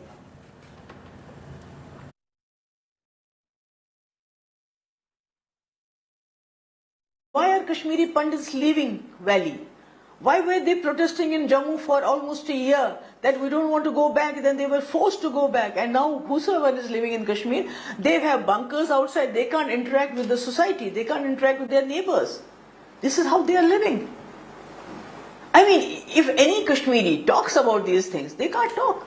If you post something on the social media, you are, called by the police and put behind bars. That is what's happening in Kashmir. I mean, the way 370 was debated in Supreme Court, it is, amazing. But you can't talk about the same things in J&K because you will be slapped with PSA or UAPA. Maybe apparently everything looks, fine. It's like they made it a, jail cum zoo, where they bring these, tours which are very much under control and take them around. But people are very unhappy in a democratic setup. If people it is the will of the people that is supreme. What is the will of the people? Are they happy that the 370 has been abrogated? No, they are very angry. They are very angry. It's not about Hindu Rashtra, it's BJP Rashtra, Godse Rashtra that they want to create, because you can see the amount of hatred they are spreading everywhere from Manipur to know what's happening at this point of time. I mean, ordinary people are ready to take up guns to kill each other. This is something we had seen in Pakistan in Ziaul Haq's time, what is happening in India. This is something that is happening in Syria, where people say Allahu Akbar and then kill. Here they say Jai Shri Ram and lynch people. What's the difference now?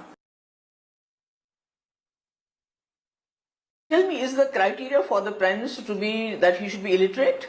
Then he can become the Prime Minister?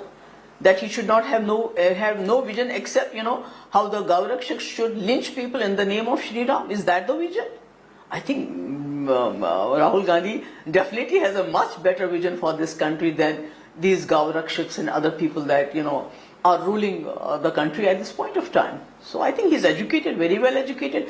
He has knowledge about everything. I had a, very brief interaction with him and he could talk on all topics. And secondly, he does not seem to be bothered whether he becomes the Prime Minister or not. What is, keeping him on his toes is how to save the idea of India for which Gandhi laid his life. His great-great-grandfather went to jail. His grandmother gave her life. His father gave his life. So I think that is his passion at this point of time. And I think what more do you need in a Prime Minister, if he has a passion to save the idea of India? That's much more important than even becoming the Prime Minister of this country.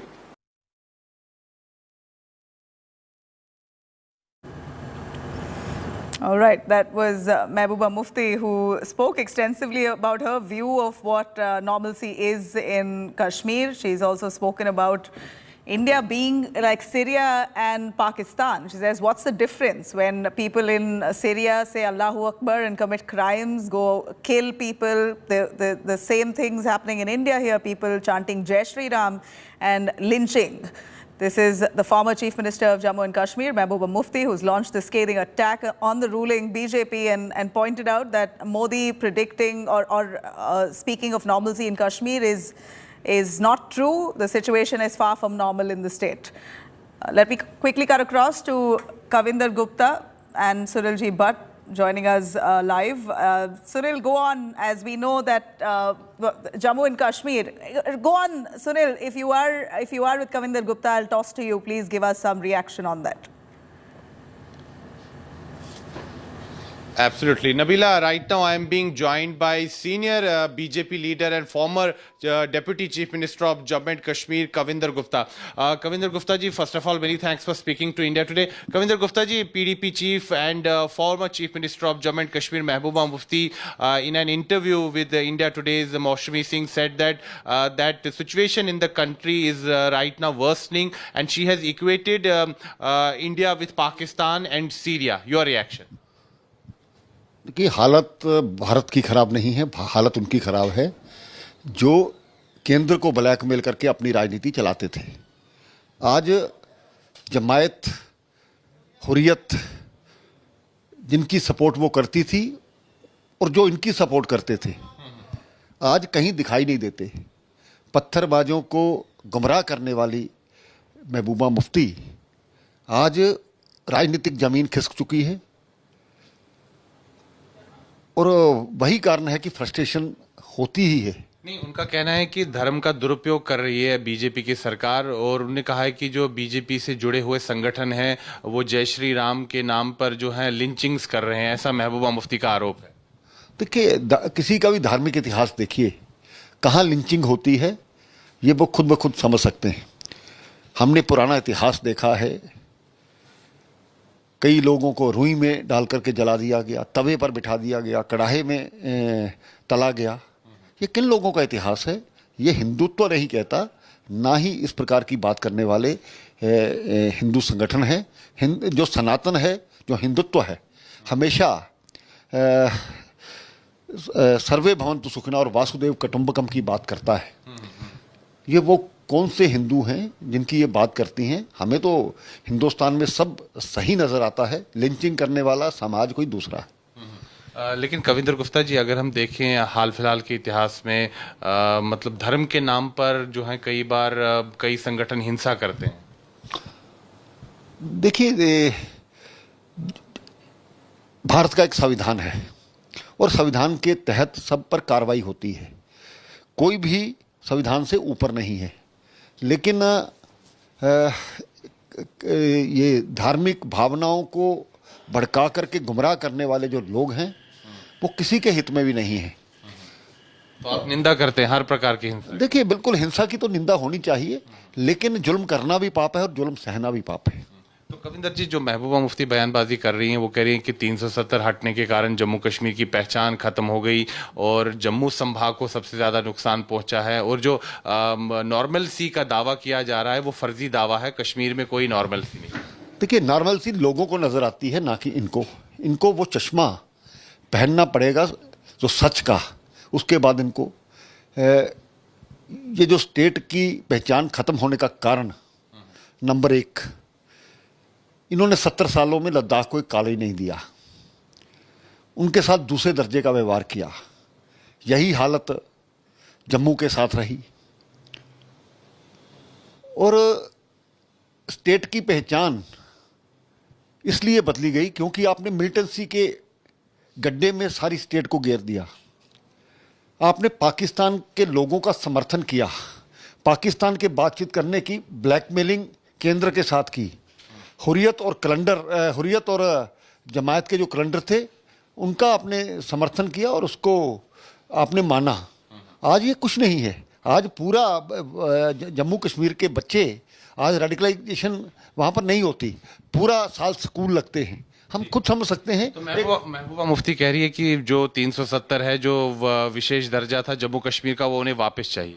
विशेष दर्जा अगर अलगाववाद, आतंकवाद, भ्रष्टाचार, परिवारवाद, blackmailing लाता है, वो हमें स्वीकार नहीं है। तो महबूबा मुफ्ती ने जो हमारे देश की तुलना पाकिस्तान और सीरिया से की है, उस पर आप क्या कहेंगे? देखिए, ये उनकी सोच है, इस सोच से आगे जब तक वो नहीं उभरेंगी, पहले ही इनके सारे मंत्री जो थे इनके साथ वो छोड़ चुके हैं, तो अब अकेली जब रह जाती हैं तो अस्तित्व नहीं रहता, वजूद नहीं रहता, तो आदमी के कहीं ना कहीं शरीर के किसी अंग पर असर होता है, उसी का परिणाम है इस प्रकार की भाषा। All right, now cutting across to some news from Uttar Pradesh in a mega Congress versus Samajwadi Party fight over Muslim votes in Uttar Pradesh, raking up the Babri verdict. UP Congress Minority Cell Chief Shahrawaz Alam has said that it was the Congress Party indeed that kept Muslims and mosques safe. Making a voter outreach, he's also said that Dalits and Muslims must unite in order to oust the Modi government.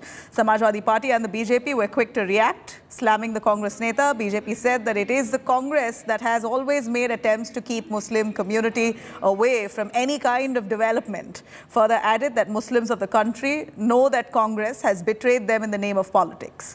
Meanwhile, Samajwadi Party has claimed that the issue at hand is not about a temple or a mosque, but it is important to save democracy first. मुसलमान और दलितों के बीच जो दूरी है, सिर्फ इसी दूरी की वजह से भारतीय जनता पार्टी आज सत्ता में है। आप याद करिए, जो बुजुर्ग लोग हैं, 1989 तक जब तक मुसलमान और दलित एक साथ कांग्रेस को वोट करते थे, भाजपा के सिर्फ 2 सांसद होते थे। ये सच्चाई है।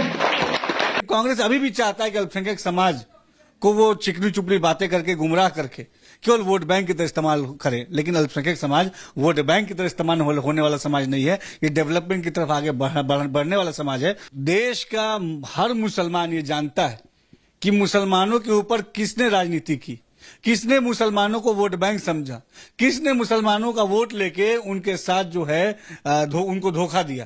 सब जानते हैं कि कांग्रेस पार्टी, उत्तर प्रदेश में समाजवादी पार्टी, बसपा पार्टी, इन लोगों ने मुस्लिम समाज को हमेशा वोट बैंक की तरह देखा, उनका वोट लिया और डेवलपमेंट से दूर रखा। ये मूर्खों की सी बातें कहना, इनको अज्ञानता, जिनको ज्ञान ही नहीं है हिस्ट्री का और न तो सनातन धर्म के विषय में इनको ज्ञान है, क्योंकि इनको तो केवल वही सिखा दिया जाता है कि 5 टाइम नमाज करना है और बाकी सब अधर्म है, हम ही धार्मिक हैं, ऐसा इनको सिखाया जाता है। तो उनको तो उनकी भाषा बोलनी है, तो उनमें खुद ही इतनी अकल नहीं है कि इतिहास को पढ़े होते तो वो इस बात को कहते ही नहीं, क्योंकि धर्म तो केवल सनातनी है, बाकी सारे पंथ हैं और पंथ के आधारित जो व्यक्ति चलेगा वो बहुत लंबा नहीं चल पाता। जवाहरलाल नेहरू ने भी यही कहा था कि जब देश आज़ाद जब हुआ तो इंग्लैंड में जब उनको मीटिंग बुलाई तो उनसे कहा कि मैं मुस्लिम हूँ, उन्होंने अपने आप को मुस्लिम कहा था।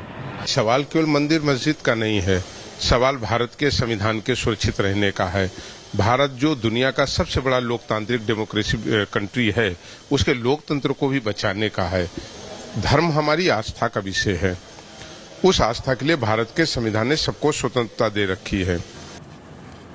All right. Meanwhile, former Congress leader and DPAP chairman Ghulam Nabi Azad has now sparked this renewed debate with his remarks on historical backdrop of religions in India. Sharing his perspective, he says that all individuals were initially associated with Hinduism in India.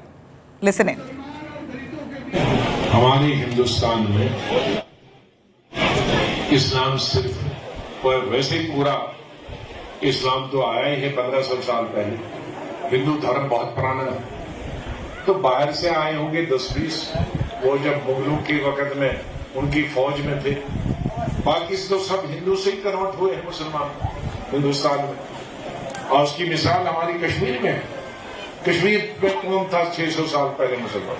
सब कश्मीरी पंडित थे, सब वही इस्लाम कर गए, बन गए।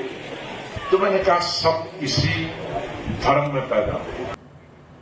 All right, I'm cutting across to Abhishek Mishra joining us live for more on that. Abhishek, tell us on Ghulam Nabi Azad's words where he says all people of all religions in India were once Hindus. This is more or less his statement, and this comes as he starts his new political party.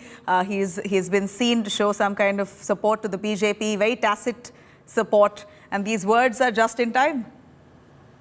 Absolutely, Nabila, and it looks like that Ghulam Nabi Azad is on the similar lines what the BJP has been saying. But this argument or this discussion happened over a comment which was done by one of the Congress leaders, and saying this, that the mosque and the dargahs were more preserved or more secure in the Congress region, has initiated this discussion in the political circuit. The BJP is constantly making it a point that just to get the votes, just to politicize this, such a comment has come. And a mixed reaction. Samajwadi Party in Uttar Pradesh is also saying that religion should not come. It's more about the constitutional rights and the kind of environment which is there.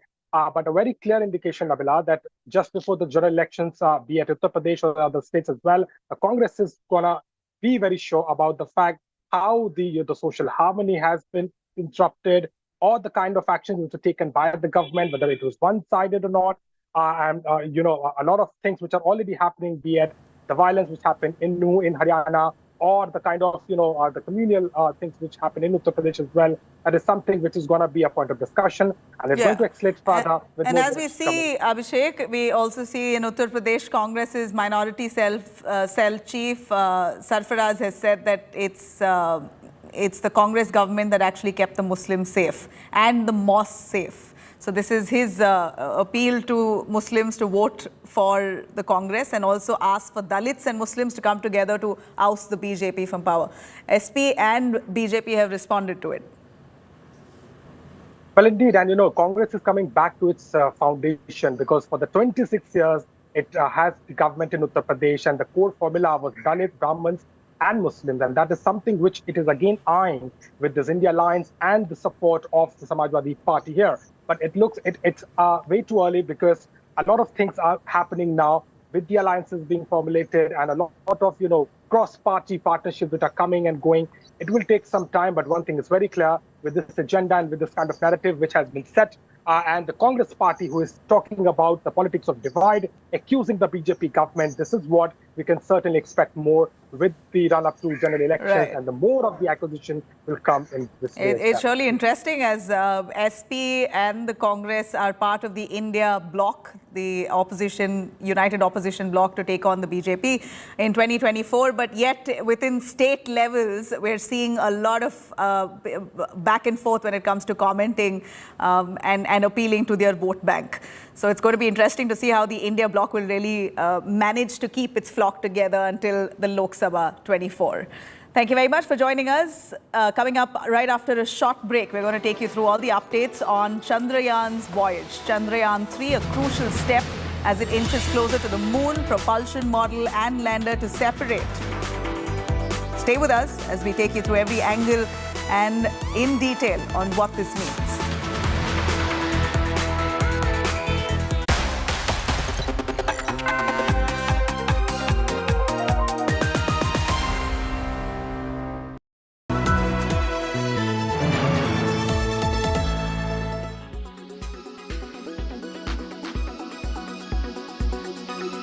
Prime Minister's Museum and Library Society. The new museum is a tribute, remember, to all 14 Indian prime ministers. But the Congress party is up in arms, claiming it's a deliberate attempt to destroy and diminish Jawaharlal Nehru's name and legacy. The BJP says the Congress is exposing its Parivarvad. Take a look.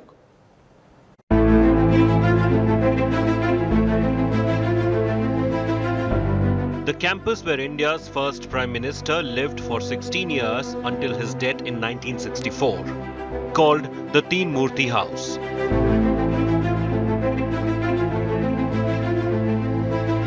Originally built in 1930 as part of British architect Edwin Lutyen's imperial capital.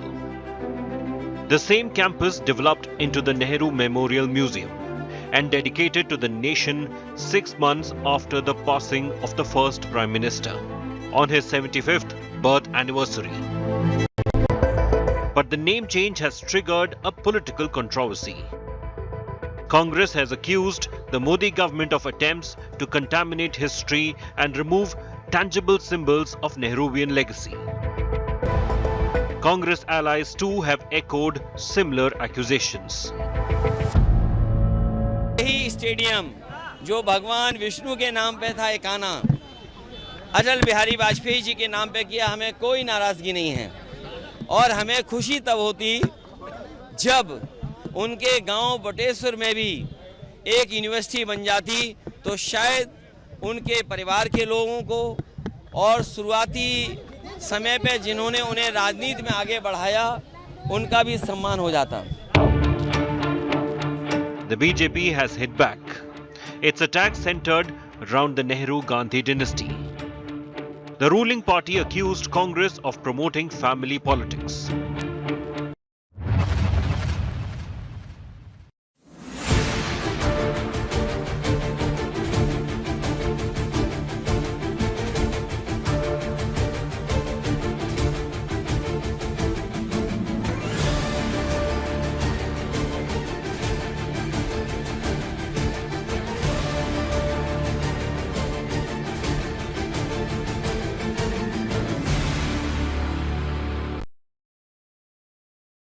Weather forecast now. Delhi, maximum 38 and minimum 29 degrees. Mumbai, maximum 30 and minimum 27 degrees. Kolkata, maximum 34 and minimum 27 degrees. Bangalore, maximum 30 and minimum 21 degrees. Chennai, maximum 33 and minimum 27 degrees. Hyderabad, maximum 29 and minimum 23 degrees.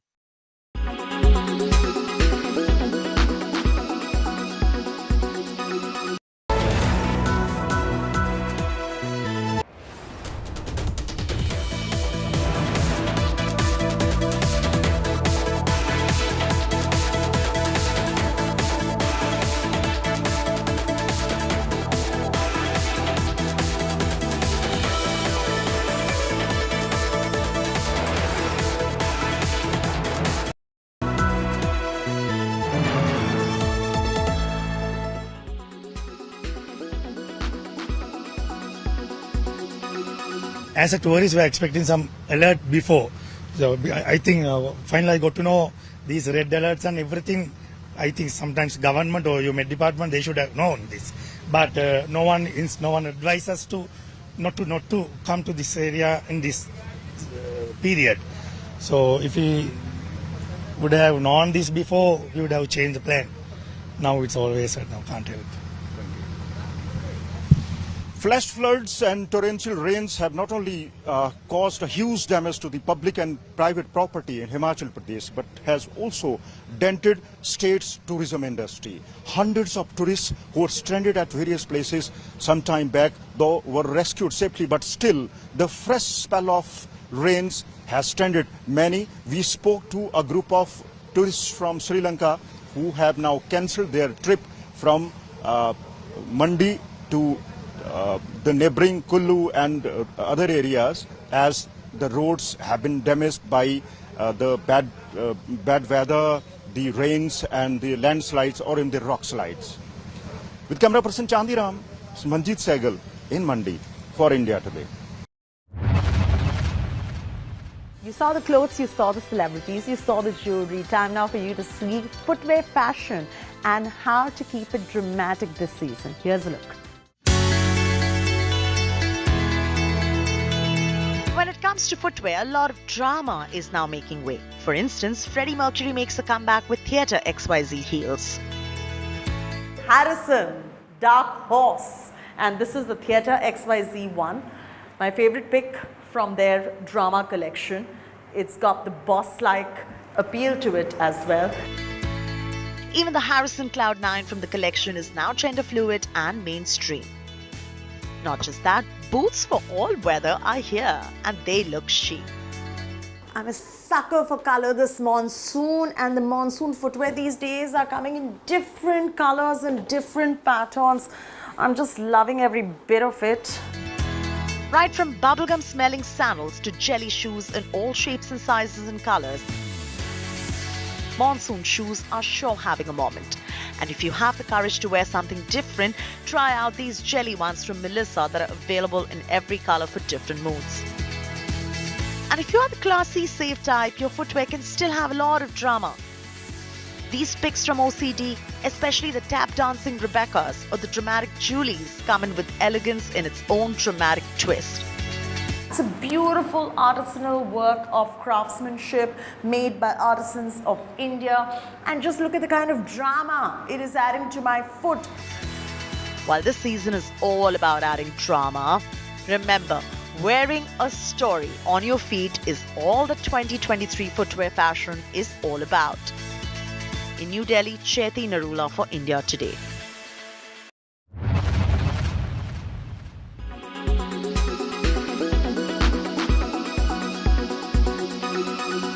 Make your media plan smarter with India Today Live TV on your connected devices. Amplify your brand with 100 million smart internet viewers. To advertise, mail us at sales@aajtak.com.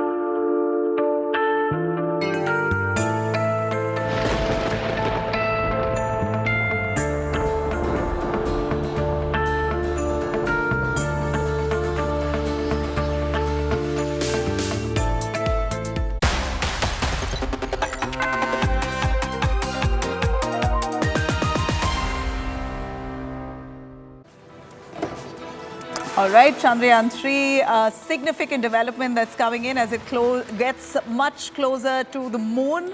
Let me take you through all of those details. Let me start with the headlines first. Battle for Kaveri water boils yet again. Karnataka to release water to Tamil Nadu. DK Shivkumar, deputy, admits insufficient water for Karnataka but guarantees water to Tamil Nadu. Lokayukta raids across multiple Karnataka districts. Raids underway in Koppal, Chitradurga, Tumkuru. Officials from various departments being raided.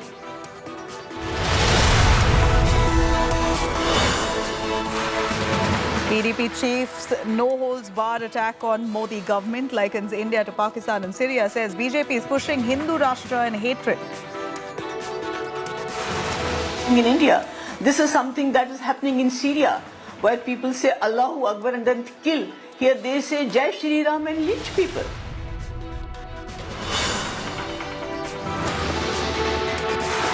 A crucial step in Chandrayaan voyage. Chandrayaan 3 inches closer to the moon. Propulsion model and lander to separate.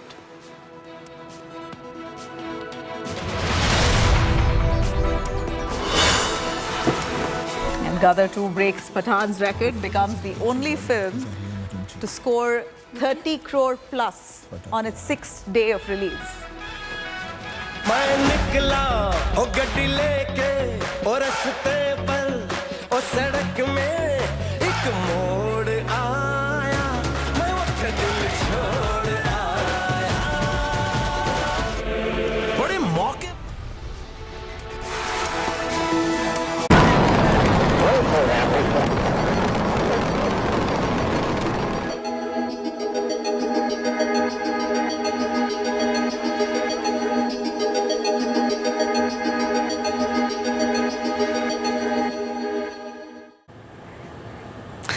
All right, as we see that Chandrayaan 3's development now has made us immensely proud. ISRO is embarking to achieve a very successful soft landing on the moon with the launch of Chandrayaan 3. Anytime now, we're going to see a significant development as it fast approaches to the moon's surface. The spacecraft has completed another lunar-bound maneuver, setting the stage now for the separation of the landing module comprising Vikram, the lander.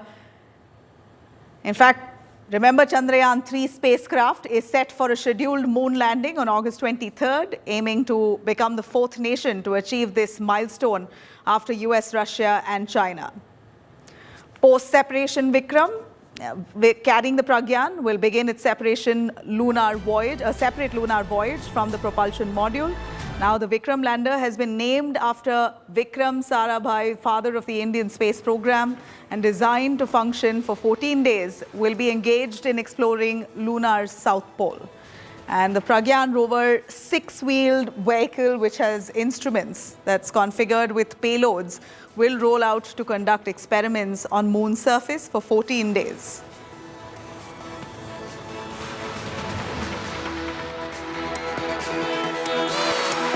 The heartening piece of news that I wish to share is that Chandrayaan 3 has finally completed its last lunar maneuver. It's entered into an orbit of 143 kilometers by 153 kilometers. And now the next important milestone would be the coming out of the lander module from the propulsion module, which we expect to happen on the 17th of August, following which then the location of the landing would be determined, the exact location somewhere close to the South Pole, which we expect to happen, the exact landing on the 23rd of August around 5:30 p.m. in the evening. All right, meanwhile, K. Sivan, the visionary behind the Chandrayaan 2 mission and the former head of ISRO, has shared his optimistic outlook on the success of the newest lunar expedition, Chandrayaan 3. Let's have a quick listen.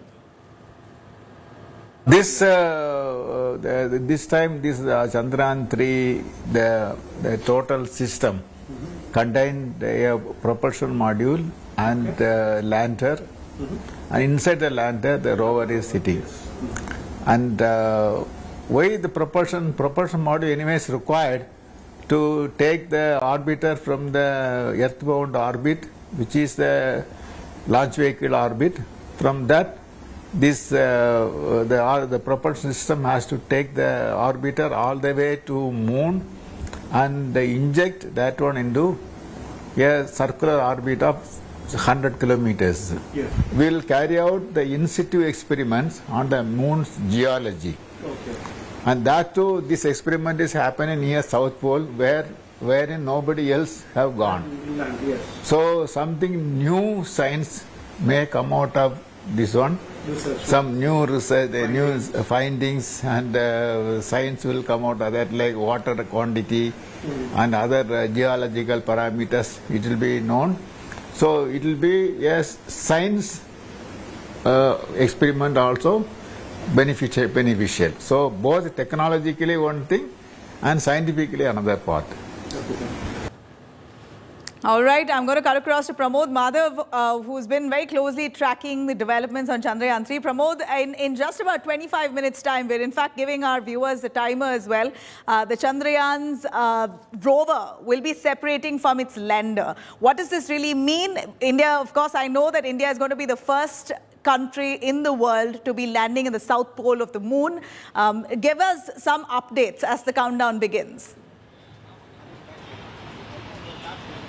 Well, absolutely. It's a kind of like an amazing journey for ISRO, and the actual fact is that, Nabila, even before Chandrayaan 3 could go for a soft landing, ISRO has already started working on Aditya L1, that is a probe that will be going around the sun, giving more information about the sun and also Gaganyaan. So ISRO is like a juggernaut now, not stopping, and that's the kind of confidence and kind of like precise, accurate calculation that they have done so, by which now we are going to see a separation of the orbiter and the propulsion module and the lander module. These are two components. In Chandrayaan 3, we also had one more module called as the orbiter, which is still functioning. The Chandrayaan 2 orbiter is still functioning. It is sending back data to Earth, especially high-definition images and videos of the moon's surface. That has already been uploaded into the lander, the one which carries a Vikram in it. And this is very important because this time it's going to actually increase the processing speed of the lander, by which it can immediately calculate and land on the south, and the exact location for it to land has also been expanded.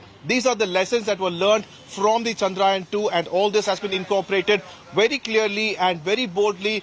Somnath earlier said that this is a failure-based module because whatever they learned from the earlier landing attempt, they have incorporated it into this one, and this particular landing module is all set. Now, as we talk, the process is on to actually separate the propulsion module and the lander module. The work of the propulsion module was to actually take it into around the orbit, around the moon's in the moon's gravity, moon's orbit, where nearly 5 steps of reduction of the actual distance was done. And currently, as per the minister Jitendra, he said 143 periloon to 163 apiloon. It's actually going around the moon, and now they are going to actually go ahead and work on the separation of the propulsion module and the lander module, Nabila. Right, Pramod. Well, clearly, India Today, as we depict the rover that's inching closer to the moon here, we're going to, in detail, break it down for our viewers what this development really means. Stay with us, Pramod. Chandrayaan 3 is, of course, in its last leg of the mission to land on the moon. The propulsion module is all set to separate from the spacecraft and prepare for the final journey to the moon. Here's a quick look.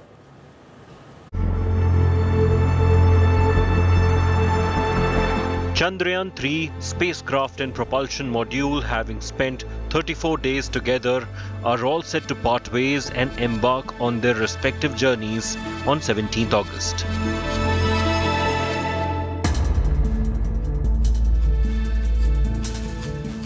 The propulsion module will separate from the lander while in lunar orbit. On 16th August, the spacecraft successfully completed a crucial firing operation, placing it into an orbit of 153 kilometers by 163 kilometers around the moon. This marked the completion of the lunar-bound maneuvers and brought the spacecraft one step closer to its ultimate goal of landing on the south pole of the moon. And the lander will have its own first initial checkups. Because many systems have a SAPNO propulsion system has taken that, but the 4 thrusters, main thrusters, which will enable the lander to have a smooth and soft landing, secure landing on the lunar surface, that need to be tested. And other sensors thing also, to some extent, have been tested all along. But now the major thing is the thruster needs to be tested, and then it will take its own course to go for the near 100 to 30 kilometer orbit. From there, I think August 23rd early morning. The propulsion module is a box-like structure with a large solar panel and a cylinder on top. It is responsible for carrying the lander and rover configuration until the spacecraft reaches 100 kilometers lunar orbit. After the separation, the propulsion module will continue its role as a communication relay satellite. After separation, the initial tests of the electronics, the sensors, and the actuator around the 800 Newton force thruster test will be carried out. So then basically required maneuver. This time lander itself, Vikram itself has to do the maneuver to go to the 100 by 30 kilometer orbit. So with that orbit, it will, the cameras, other things will try to into terms of turned on, but here once again turned on. Look at the closer look at the moon. The lander module named Vikram will embark on its own journey towards the lunar surface. Equipped with 4 landing legs and 4 landing thrusters of 800 newtons each, Vikram is designed for a soft landing on the moon. It carries within it a rover named Pragyan. The rover Pragyan will be deployed upon successful landing on the lunar surface on the South Pole to carry out its own research to find evidence of water molecules.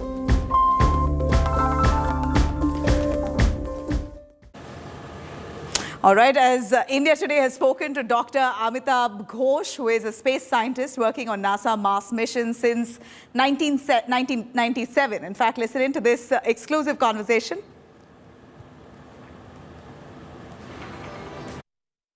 Someone, sir, who tracks, space journeys so closely, the technicality of what's involved in a soft landing on the moon. How challenging really is this mission? Well, it is a very challenging. Soft landing is very difficult.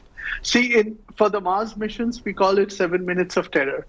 The battle here is you have to slow the spacecraft down from a very high velocity to something where it can survive, the delicate electronics can survive the landing. So for the Apollo mission, I think it was like the velocity was a few feet per second. So here, that is the challenge. Imagine you're dropping a suitcase from a building, and then when it touches the ground, if it is above a certain velocity, all the camera inside that suitcase will break.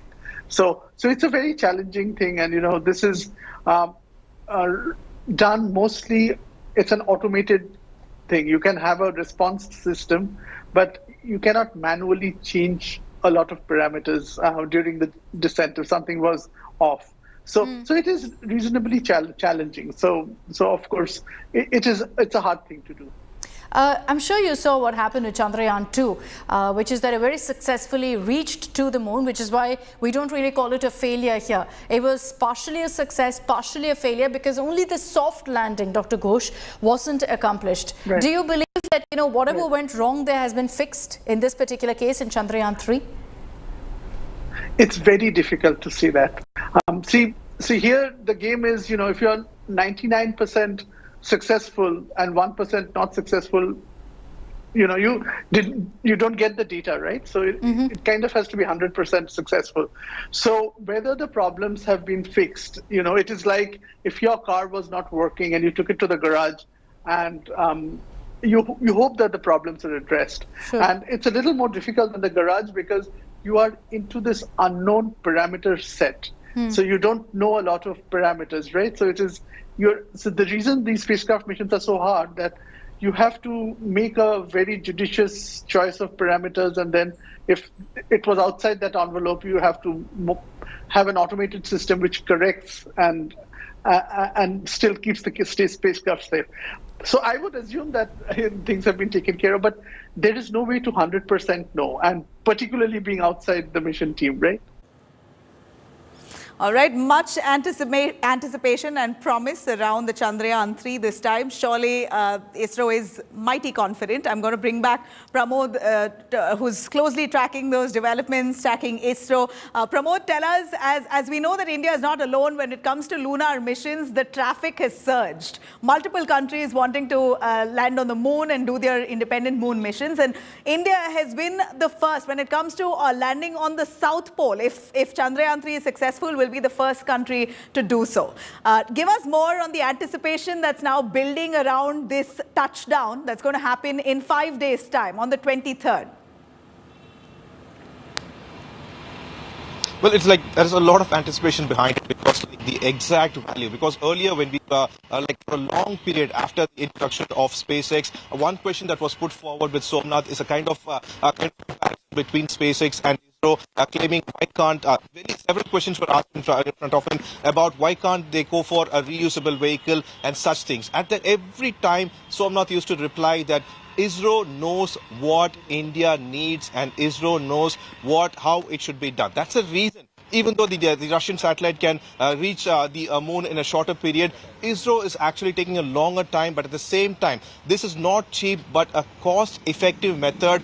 Every step is being calculated. Similarly, how we went to the Mars, same kind of method is being used over here. And that's the reason there are a lot of hope and like scientifically calculated hope that this time Chandrayaan 3 is going to be a definite success. Like the scientist earlier said, now what the ISRO has done is that the fall rate has also been increased from 2 meters per second to 3 meters per second. It might sound very odd, but the legs of the lander have been strengthened and they had to calculate the actual gravity on the moon compared to Earth, because the tests that are being done on Earth will be different due to the gravity change on the moon's surface and on the Earth's surface. But like what they have done is that they have actually quarried a certain amount of rock from Tamil Nadu, from Namakkal, in a place which actually resembles the composition of the rock on the moon's surface.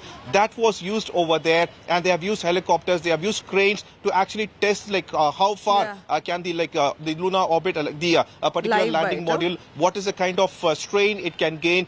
All these things have been calculated, and in a very precise manner this has been designed. That's the reason the whole entire scientific community believes that it's definitely going to be a success, and ISRO is going to go forward with research on the moon's surface. All right. Well, ISRO is really has been behind this Chandrayaan 3 extensively monitoring its every move, giving us all the exclusive updates. I'm in fact going to cut across to ISRO Chairman Somnath. My colleague Sagai Raj has had a word with him in an exclusive conversation as Chandrayaan 3's lander is in about 20 minutes time is going to be separating from its rover. See, Chandrayaan 2 failed in the last phase of the mission to achieve a soft landing. So we understood what went wrong. There were many small reasons which cumulatively caused this failure.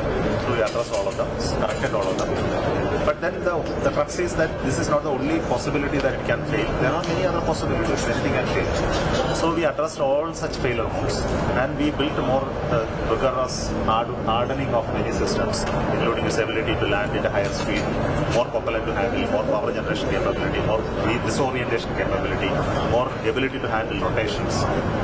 And we added additional sensors and sensor failures we addressed. So, and we did all these tests in simulation modes and made sure that all our thinking process algorithms do work under extreme conditions. So last time even you launched Orbit along with Lander and Rover, and Orbiter it is already there. And how have you enhanced the technology in Lander, because Lander was the one which has crashed?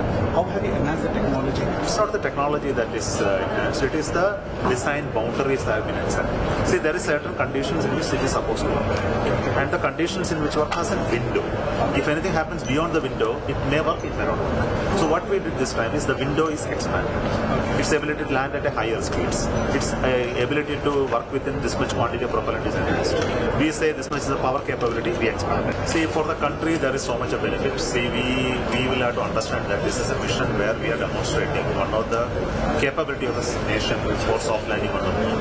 I think moon is an interesting area for everybody. I think there is an increased interest in going to moon because of various reasons of colonization, resource generation, resource mining, etc. And more importantly, it is a scientifically very challenging mission. And this, being a spacefaring nation, we need to be part of it. All right, indeed, this is a huge milestone for India. We're hoping and praying for the Chandrayaan 3's success. But what was the real difference between Chandrayaan 2 and Chandrayaan 3? Shiv Arur explains to us the role of the rover and the lander. The difference when it came to the Chandrayaan 2's launch to Chandrayaan 3. Let's have a look. It's the pride of the Indian space program and the most ambitious space mission ever embarked upon by India. Much to be proud of as far as the Chandrayaan 3 is concerned. This space mission is a follow-up to 2019's Chandrayaan 2, the rocket that's going to be taking the Chandrayaan 3 into space and towards the moon, of course, is India's very powerful GSLV Mark III rocket. The total cost of this program, the Chandrayaan 3, is about 615 crore, which might sound like a lot, but compare it with similar missions by other countries and it's absolutely nothing. Compares very, very favorably, making it one of the most economical space missions of its kind. Now, 3,900 kilograms is the net weight of the spacecraft, the Chandrayaan 3, and it carries up to 7 payloads.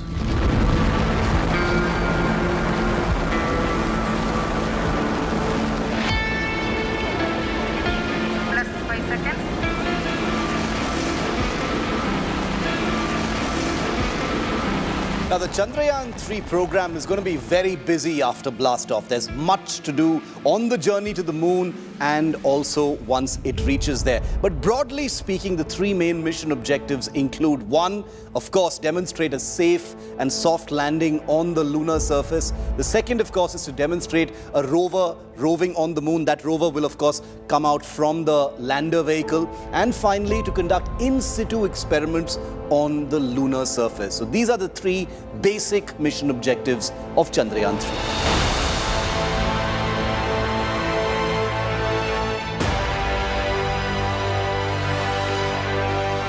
There's a good reason why the Chandrayaan 3 program is aiming for the moon's south pole. Never before done as far as a moon mission is concerned. And here are some of the key reasons for that. Number 1, the south pole of the moon offers an undisturbed record of space's origins. Now, this is very essential to some of the experiments that will be conducted.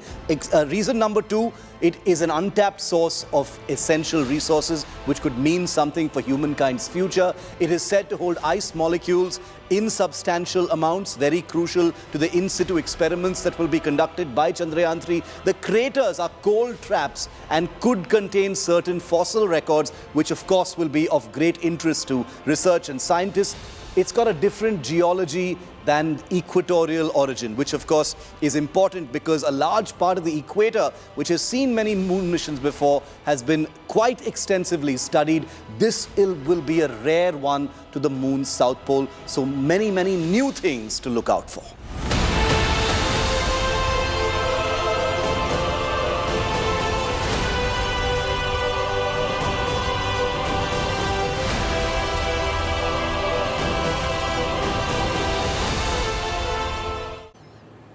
All right, here's a big update. The countdown has finally ended. As we know, the lander has separated from the rover. This is India Today bringing you the Chandrayaan 3's successful separation of the lander and the rover. India achieves a huge mega milestone indeed.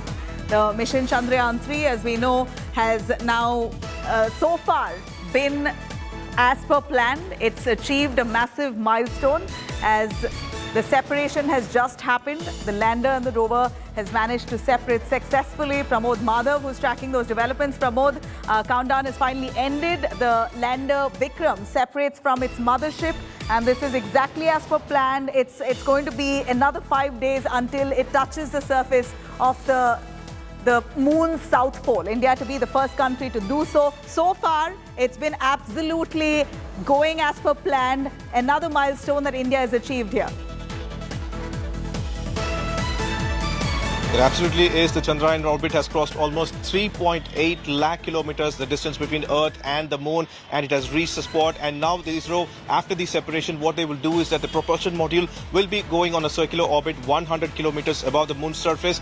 But the lander module will have a different path, an elliptical path, which will be as planned, should be between 30 kilometers near closest point to 100 kilometers. And as it goes around this particular orbit, the soft landing will be the time, and the time has already been decided as 23rd of August. And after all the checks been done, ISRO will go ahead for that. ISRO has been, in each and every step, has been very calculative and made sure that the exact thrust has been given, the exact method has been given. In fact, in this particular one, the lander module was above the thrust module, the propulsion module, and after separation, it has to stabilize itself, and it's a kind of 3D stabilization because ISRO has to make sure that it does not spin out of control, and the actual way of landing will be vertical and in a slant position. All this will be calculated, and like from 5 days from now, they will go ahead with the landing process. All right, so the actual countdown has finally begun today, or just this minute, if I may say. Here is India achieving a massive milestone when it comes to moon mission. Chandrayaan 3 has finally managed to separate the actual lander from the rover. Vikram 3 separates from the mothership itself, and now that heads towards the moon's surface. Nagarjun Dwarkanath is also joining us for more on that. Nagarjun, after that disappointing loss of communication that happened with Chandrayaan 2, Chandrayaan 3 has been on point by and large. We see that the fifth and final moon maneuver has completed, and now Vikram has separated from the mothership, and in about 5 days' time, soft landing is likely to take place. It will be attempted on the 23rd of August. That's another 5 days from now. How amazing is this feeling, and a big achievement indeed for India? Well, that's absolutely true. In fact, it's a feeling that your own child, as you know, you see them grow over and reach a successful stage. Because I was on the launch day in Sriharikota, like I saw the launch happen right in front of my eye, and today you can imagine that the same thing that we saw live is reaching the moon surface that you wouldn't imagine in a layman's life. So it's quite exciting for us also here back home. The tracking center, the command center, ISRO headquarters is in Bengaluru. All positive notes as what we are saying. I just spoke to a few people inside ISRO headquarters. They are saying the mood is upbeat. It was a successful separation between the propulsion module as well as the lunar module. The lander has now completely separated by with the mothership or the propulsion module. It's on the way to land on the lunar surface around 23rd August, around 5:45 or 5:35 p.m. in the evening, and all eyes will be for the next 5 days on that lander. Right now it's still rotating or orbiting around the moon surface, and on the final day it's going to move from horizontal direction to the vertical direction. That maneuver is pending, and initially the velocity will have to decrease before landing. This time around they have made quite a number of changes from Chandrayaan 2 to Chandrayaan 3. The landing space itself has been widened. It's 4.5 kilometers in the width, length to 2.5 kilometer in the width. In this square box, the lander can land in any spot. Earlier in Chandrayaan 2, the spot was much smaller. Here they have put on a wider space for the lander to land. And second thing, 2 meters per second was the average velocity impact that they could take, and now they have increased. Even if the acceleration is at 3 meters per second, the rover or the lander can still withstand.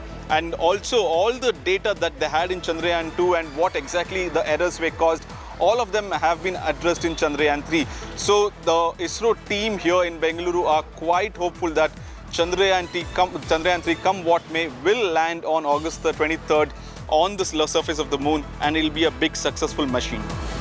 Absolutely. The mission has already by and large been successful, as Vikram has just separated from its mothership and is on its way to the moon's surface. In about 5 days' time, it's likely to touch down.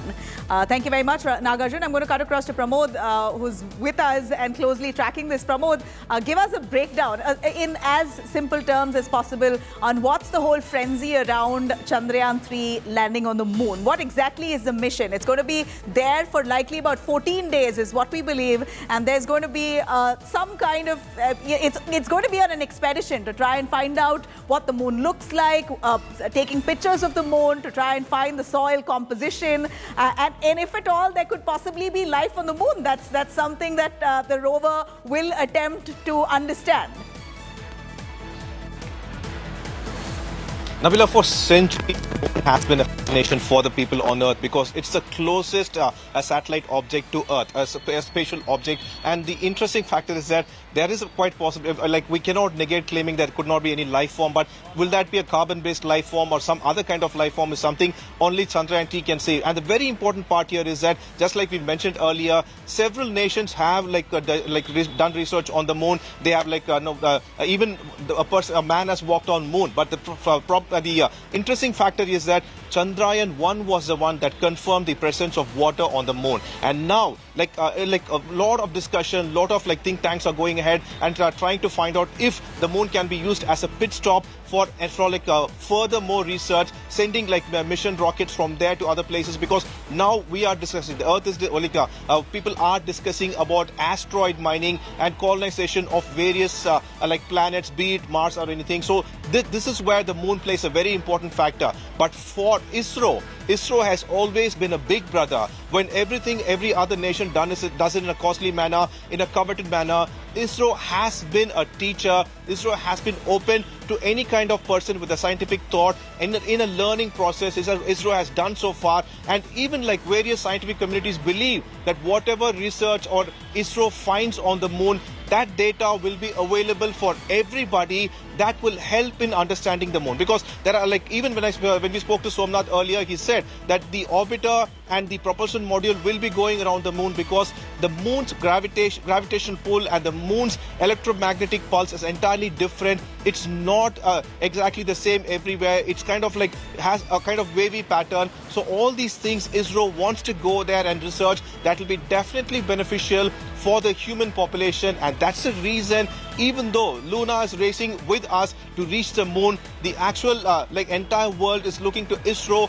how it's going to do, because the plan of ISRO is to be cost effective, and if ISRO achieves, it will pave the way for other small nations as well to even dream of sending something to the moon. And that's the reason this mission is very important, Nabila.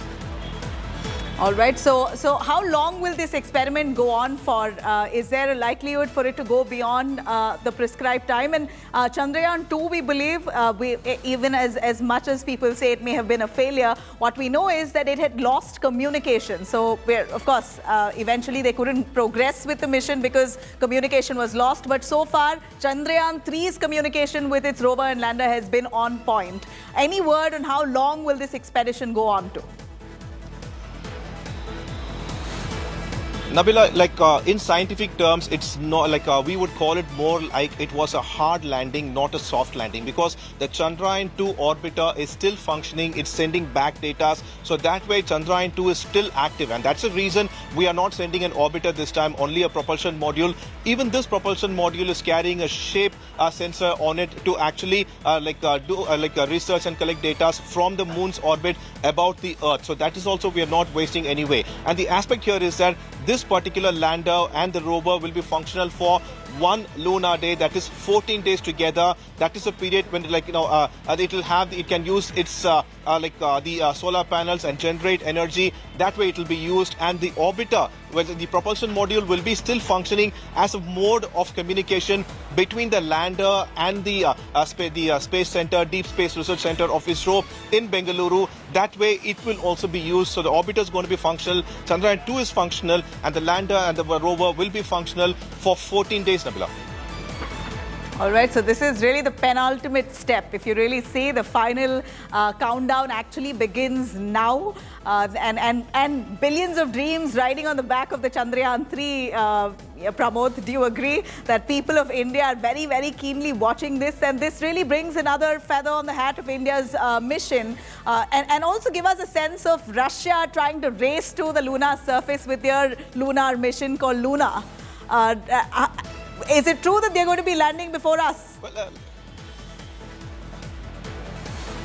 Well, they have used an entirely different kind of rocket, and they're the capacity of the lift and the propellant they are using is entirely of a large amount. So that's the reason they are able to reach a little faster than us, and they are going to land as well. But that particular lander, that particular one, it's going to have entirely, Russia says it's going to have an entirely different set of research methods and everything. It has nothing to do with what ISRO is doing. But the interesting aspect is that ISRO is something. The Chandrayaan 3 is something the entire world is watching, because like we said, the developed nations have an unfortunate habit of coveting the data and keeping it to themselves. But ISRO has broken that barrier. ISRO has been friendly to nations who want to do research, and ISRO, imagine using PSLV and GSLV, sending satellites of other nations. That way, even recently, ISRO went ahead and decided to go ahead and share information about satellite launch and such. So that way, ISRO has definitely been a big brother, and that's the reason. Even though Lunar is going to land, it's going to, if you ask me, it's going to be another day, another news.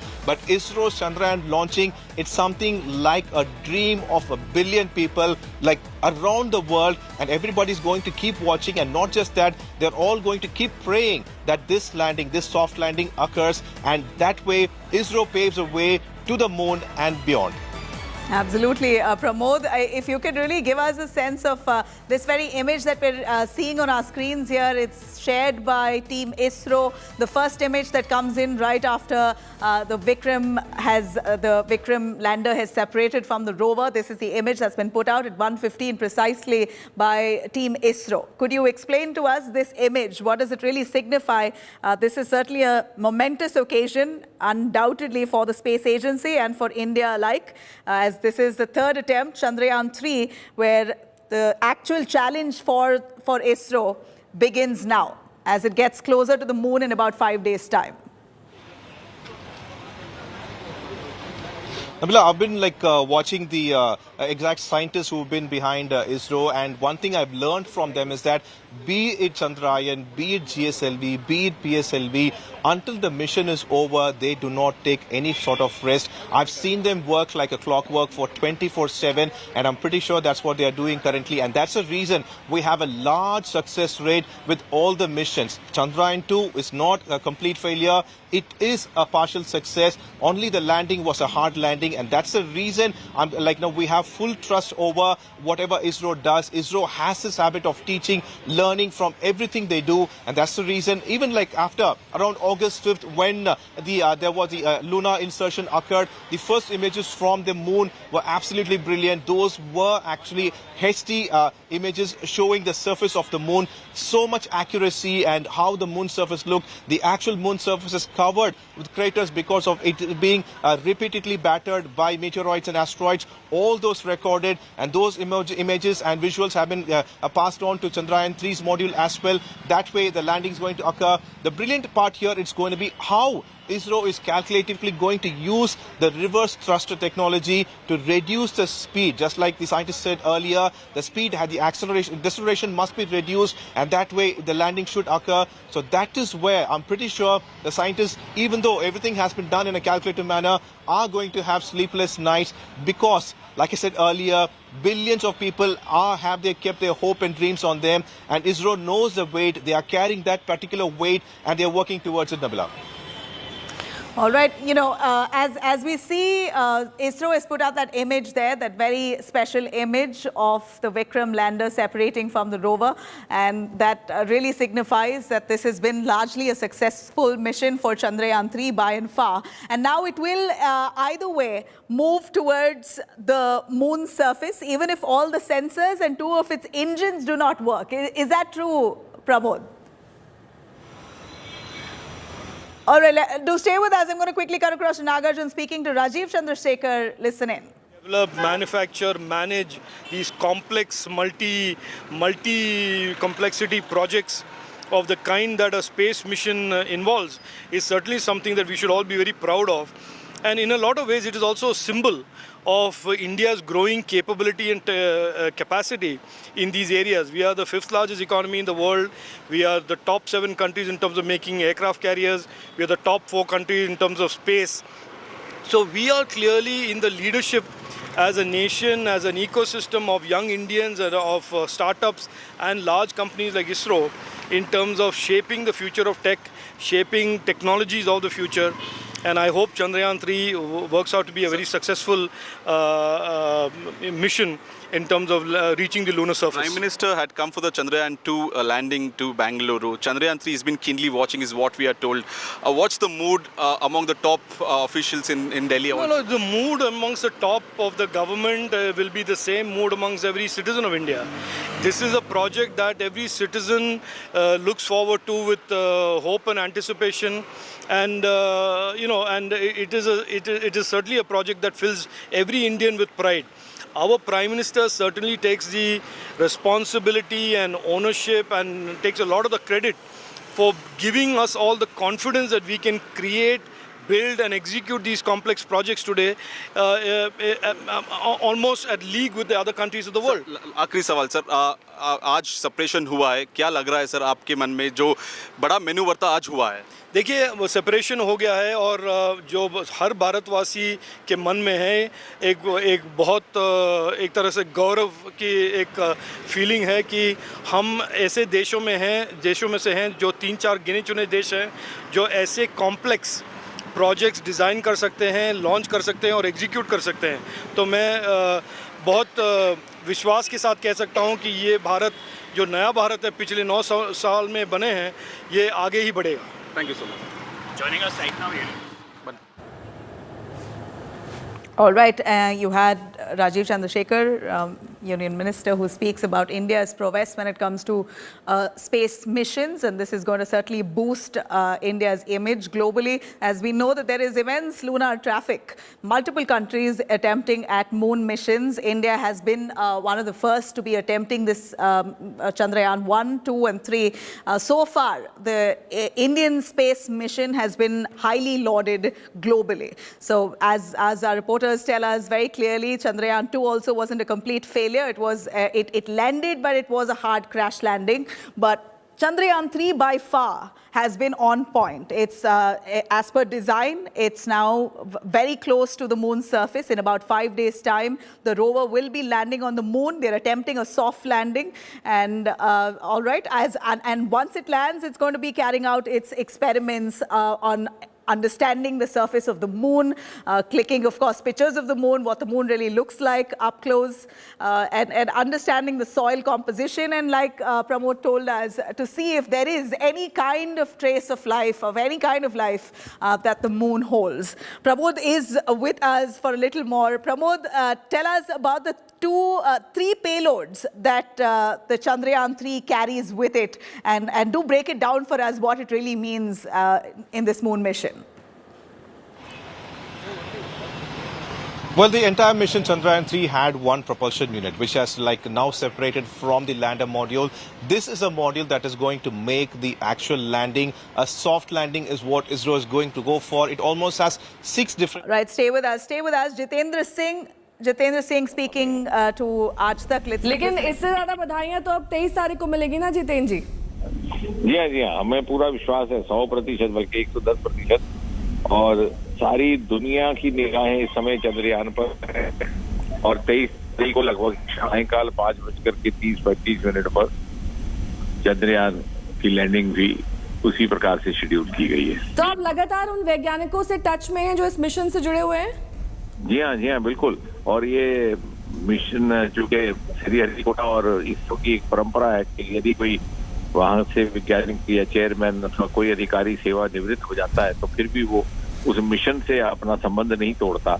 और एक बड़ी सुखद बात यह कि जितने हमारे पूर्व चेयरमैन हैं, डॉक्टर के राधाकृष्णन, डॉक्टर किरण कुमार, सभी लोग इसमें एकजुट होकर के इसका फॉलोअप भी कर रहे हैं, अपने इनपुट्स भी दे रहे हैं और इसकी मॉनिटरिंग भी कर रहे हैं. और शुरुआत से ही लग रहा था कि ये मिशन सक्सेसफुल होगा, क्योंकि जिस तरीके से इसका प्रक्षेपण हुआ, अब तक जिस तरीके से ये आगे बढ़ा है, कामयाब रहा है, आज भी कामयाबी का एक स्टेप इसने हासिल किया. हमेशा से ही लग रहा था कि सब कुछ पॉजिटिव रहेगा जितेंद्र जी? निश्चय, क्योंकि बहुत सारी इसमें इस तरह की भी कुछ एक इस तरह से भी कुछ एक चीजें विकसित की गई हैं जो शायद दूसरे देशों की तरफ से नहीं हो पाई थी. और उस तरह से कहा जा सकता है कि एक तरह से ये एक मिशन कई और मिशन की तुलना में ज्यादा सुपीरियर भी रहा है. और ये बात इससे भी प्रमाणित होती है कि भले ही पहला मानव जो चांद की धरती पर उतरा था वो अमेरिका की तरफ से गए थे नील आर्मस्ट्रांग सन 1969 में, लेकिन ये चंद्रयान ही थी जो श्रृंखला का पहला हमारा चंद्रयान 1 था जो वहां से पानी अथवा जल के चित्र लेकर के आया था। पहली बार उसने दुनिया को ये एहसास करवाया कि चंद्रमा पर पानी भी उपलब्ध है और कहीं ना कहीं प्रत्यक्ष अथवा अप्रत्यक्ष रूप से मानव जीवन की संभावना भी हो सकती है। और ये चंद्रयान तीसरा जो हमारा गया है ये 23 तारीख को साउथ पोल पर लैंड होने वाला है, जहां पर के अनुमान ये है कि पानी के छोटे छोटे क्रेटर्स भी हैं, तो उसको लेकर के आगे की स्तर के प्रयोग करने में भी सुविधा रहेगी। तो आप स्वयं जाएंगे बेंगलुरु और इसरो के वैज्ञानिकों को कॉन्ग्रेचुलेट करेंगे 23 तारीख को? जी हाँ, वहाँ तो ये तो सारा एक तरह का परिवार है इसरो का। जैसे मैंने कहा यहाँ कोई सेवानिवृत्त नहीं होता, कोई ट्रांसफर नहीं होता, सारे अपना जीवन इसी में लगा देते हैं। और जितेंद्र जी, जिस तरीके से अभी जो सैटेलाइट इमेजेस आई उसको देखकर किस तरीके का एहसास हुआ? क्योंकि ये इमेजेस कई सारे वैज्ञानिकों के लिए बहुत मायने रखती हैं, बहुत ही अहम इमेज है ये। बिल्कुल ठीक कह रही हैं आप, ये न केवल भारत तक सीमित रहेंगी बल्कि सारे विश्व है, क्योंकि विश्व को भी जो इनपुट चंद्रयान के माध्यम से उपलब्ध हो रहे हैं वो नासा जैसी जो प्रीमियर एजेंसी है अमेरिका की उनके पास भी उपलब्ध नहीं थे। और इसीलिए बहुत ही दिलचस्पी और उत्सुकता के साथ सारे विश्व के वैज्ञानिक और आम जनता भी चंद्रयान पर निगाहें करें। तो लगातार प्रधानमंत्री को भी अपडेट दिया जा रहा है इस बारे में, कहाँ तक चंद्रयान 3 पहुंचा है? उनको सही बहुत रुचि है। मैं कहूँगा प्रधानमंत्री के प्रोत्साहन के कारण ही आज संभव हुआ है। जो प्रधानमंत्री जी ने आज से 3 वर्ष पूर्व अंतरिक्ष के विज्ञान को के विभाग को प्राइवेट पार्टिसिपेशन के लिए खोल दिया, वरना आपको याद होगा आज से 3 वर्ष पहले तक किसी मीडिया वाले को श्रीहरिकोटा के फाटक से अंदर झांकने तक की इजाजत नहीं थी। लेकिन आज ये आलम है कि जिस दिन ये लॉन्चिंग हुआ है उस दिन लगभग 1000 मीडिया पर्सन अंदर उस परिसर में मौजूद थे। और ये सब इसलिए संभव हुआ कि प्रधानमंत्री जी ने एक बहुत ही क्रांतिकारी निर्णय लेते हुए गुजरे वक्त के टैबूज को तोड़ करके एक बड़ा ही साहसी निर्णय लिया और पब्लिक प्राइवेट पार्टिसिपेशन के लिए बहुत ही इसरो में। 23 तारीख की क्या तैयारी है जितेंद्र जी? 23 तारीख को इसकी जब लैंडिंग हो जाएगी उसके बाद ये काम उसके कुछ एक घंटे के बाद ये बाहर निकलेगा, धरती अपने चित्र लेगा, कुछ एक्सपेरिमेंट्स इन सिटू वहां पे करेंगे। वो लैंडिंग के कुछ एक घंटे के बाद अगला क्रम शुरू होगा। ठीक है, एक बार फिर से आपको अग्रिम बधाइयां। उसमें जो एग्जैक्ट टाइमिंग है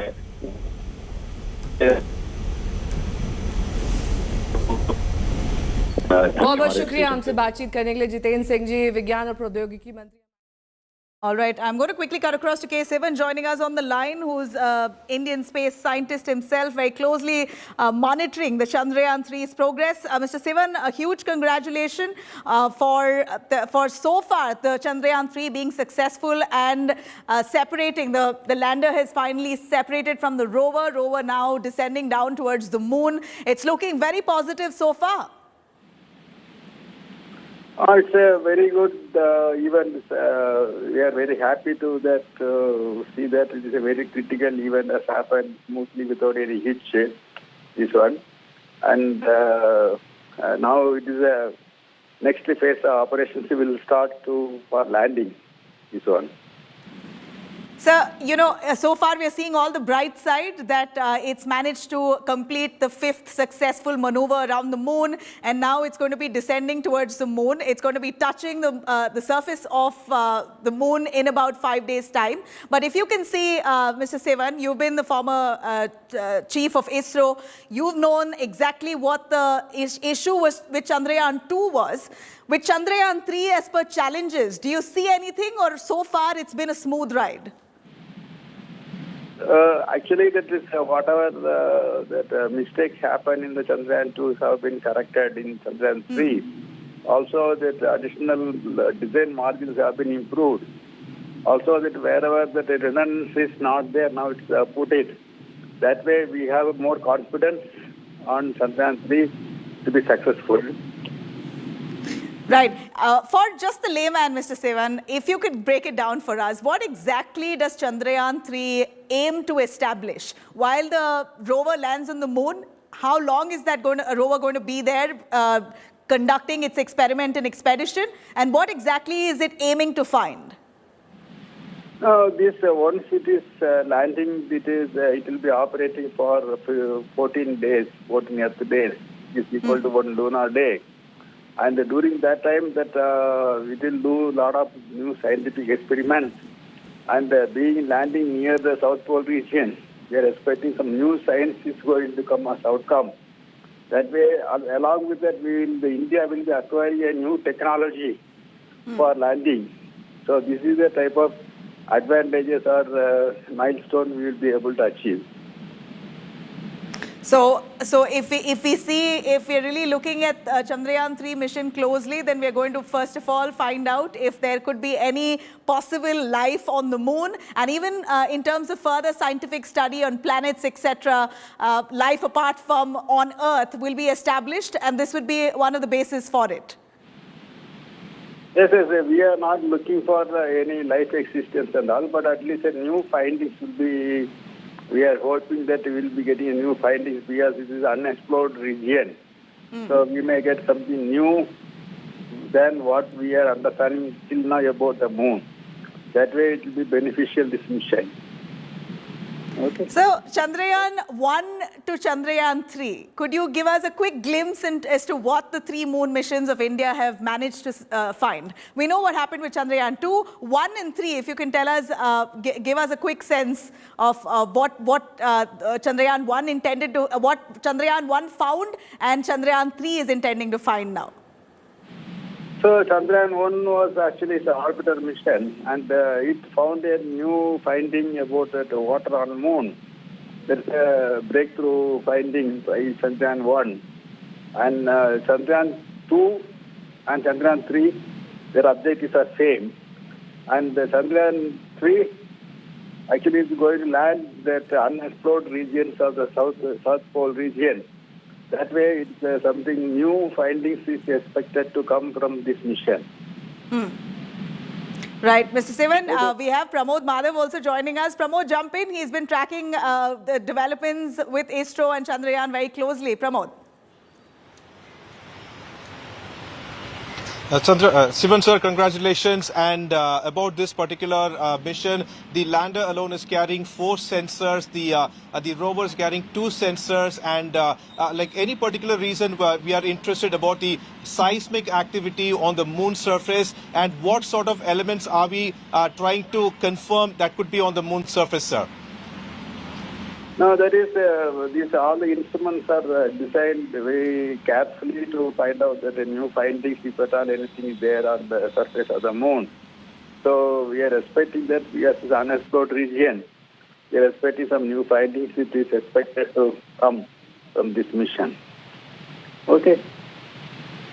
Sivan, is it true that now that the lander has separated from the rover, even if the engine fails or if the sensors fail, it's likely to be a successful landing? It will land irrespective? No, I cannot say like that. Yes, for any mission to be success, engine has to operate, sensors have to fail. Have to work. With the successful operation of the sensor and engine, only this thing will happen. And only thing is here that we are added redundancy. That if one sensor failed, there is another sensor available. But we cannot say that without engine and without the sensor, mission will be success. It's impossible. This one. That is, you are talking about the controllability and observability. So our observability is not there, mission is not there. So sensor has to be there. But only thing is we added the extra sensor so that we, in case one fails, something else will come and help that way. We cannot say that if everything is failing, still mission success. It's not possible. Okay. Sivan sir, with the landing of Chandrayaan 3 and its success, how is it going to expand the research on space? How ISRO is going to go ahead with the research on the moon surface? And in the near future, what kind of more plans does ISRO have with the moon, sir? Sir, we have to wait and see. Yes, we are going to an unexplored region. We do not know what are things available there.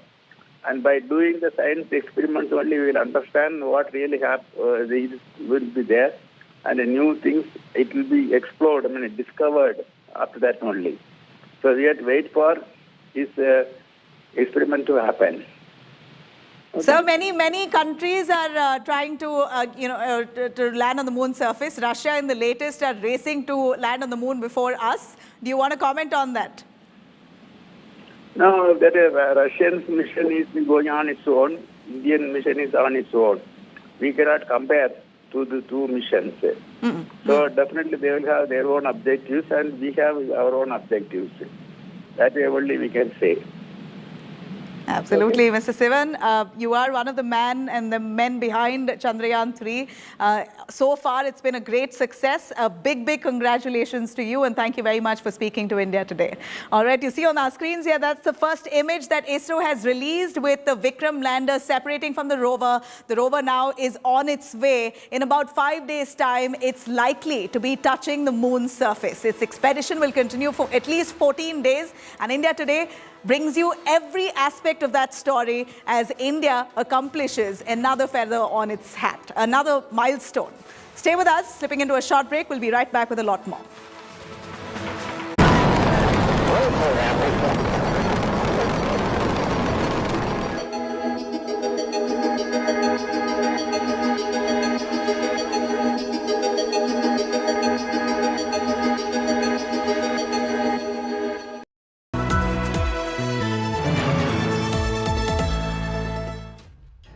A viral video for 2 people to be arrested after 77 days.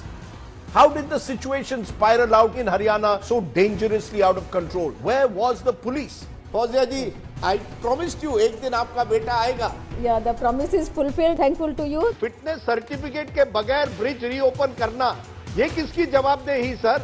A 3-time MLA is beaten up in Imphal almost to death. Till today, my tears can't stop. I'm eagerly waiting for my husband's recovery. The beating heart of every story is on News Today. With me, Rajdeep Sardesai, Monday to Friday, 9 p.m. only on India Today TV.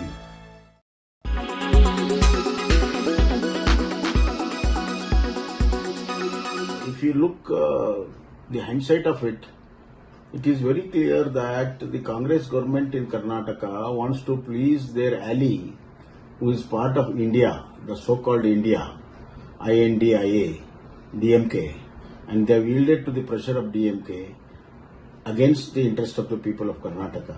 This is what is going to happen if INDA comes to power. So the interest of Karnataka will be jeopardized 100%, and people of Karnataka, more so Kaveri Basin people, will fight for it.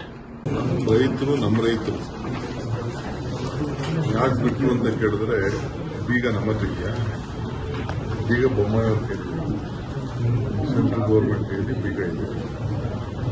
ಬೊಮ್ಮಾಯಿಯವರು ಎಲ್ಲ ಕಾನೂನು ಗೊತ್ತಿದೆ. ರಾಜಕಾರಣ ಎಷ್ಟು ಮಾಡ್ಬೋದು ಅಷ್ಟೇ ಮಾಡ್ಬೋದು. ರಾಜಕಾರಣ ಜಾಸ್ತಿ ನಾವು ರಾಜಕಾರಣ ಮಾಡೋದು. ಸುಪ್ರೀಂ ಕೋರ್ಟು ಯಾರ ಕಂಟ್ರೋಲಲ್ಲಿದೆ ಈಗ ನೀರು, ಇದೆಲ್ಲ ನಾನು ಚರ್ಚೆ ಮಾಡೋದು ಈಗ ಬೇಡ. ನಮ್ಮ ರಾಜ್ಯದಲ್ಲಿ ಮಳೆ ಕೊರತೆ ಆಗಿದೆ. ನಾನು ಅದಕ್ಕೆ ಎಲ್ಲ ಕಂಪ್ಲೀಟ್ ಇಡೀ 30 ವರ್ಷ 40 ವರ್ಷ ಲೆಕ್ಕ ಹಾಕೊಂಡ್ರೆ ಈ ವರ್ಷನೇ ನಮಗೆ ಮಳೆ ಕಡಿಮೆ ಆಗಿದೆ.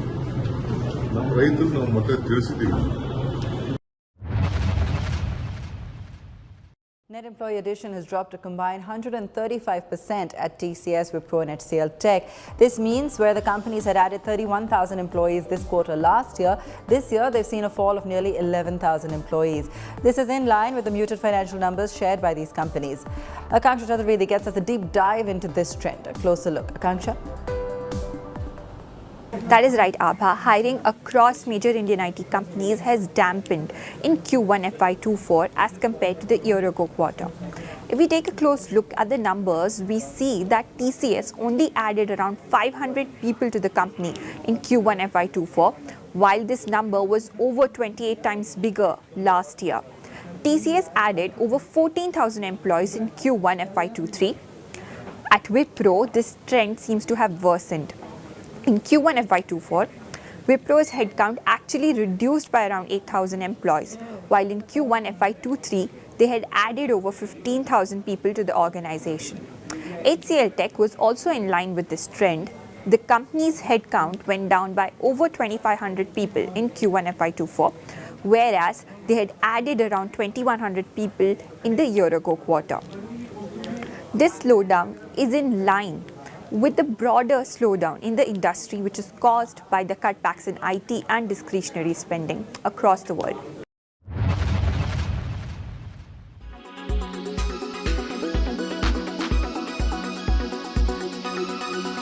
Make your media plan smarter with India Today Live TV on your connected devices.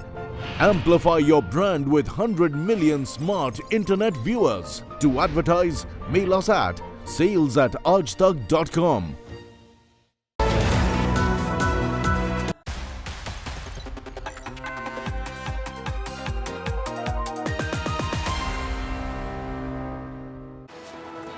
A very good afternoon. You're watching India Today. I'm Nabila Jamal.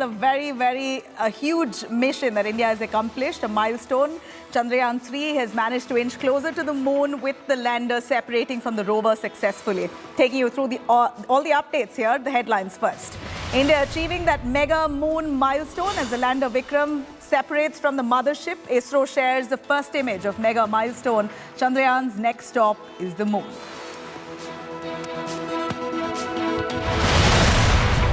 Battle for Kaveri water boils yet again. Karnataka to release water to Tamil Nadu. DK Shivkumar admits insufficient water for Karnataka but guarantees water release to Tamil Nadu. Lokayukta raids across multiple Karnataka districts. Bengaluru officer has been caught taking 5 lakh bribe. Gold jewellery seized from Chitradurga engineer.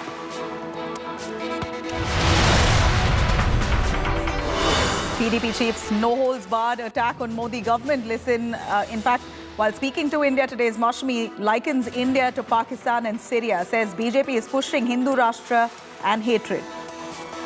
What is happening in India? This is something that is happening in Syria, where people say Allahu Akbar and then kill. Here they say Jai Shri Ram and lynch people. Gadar 2 breaks Pathan's record, becomes only Bollywood film to score 30 crores plus on its 6th day of release.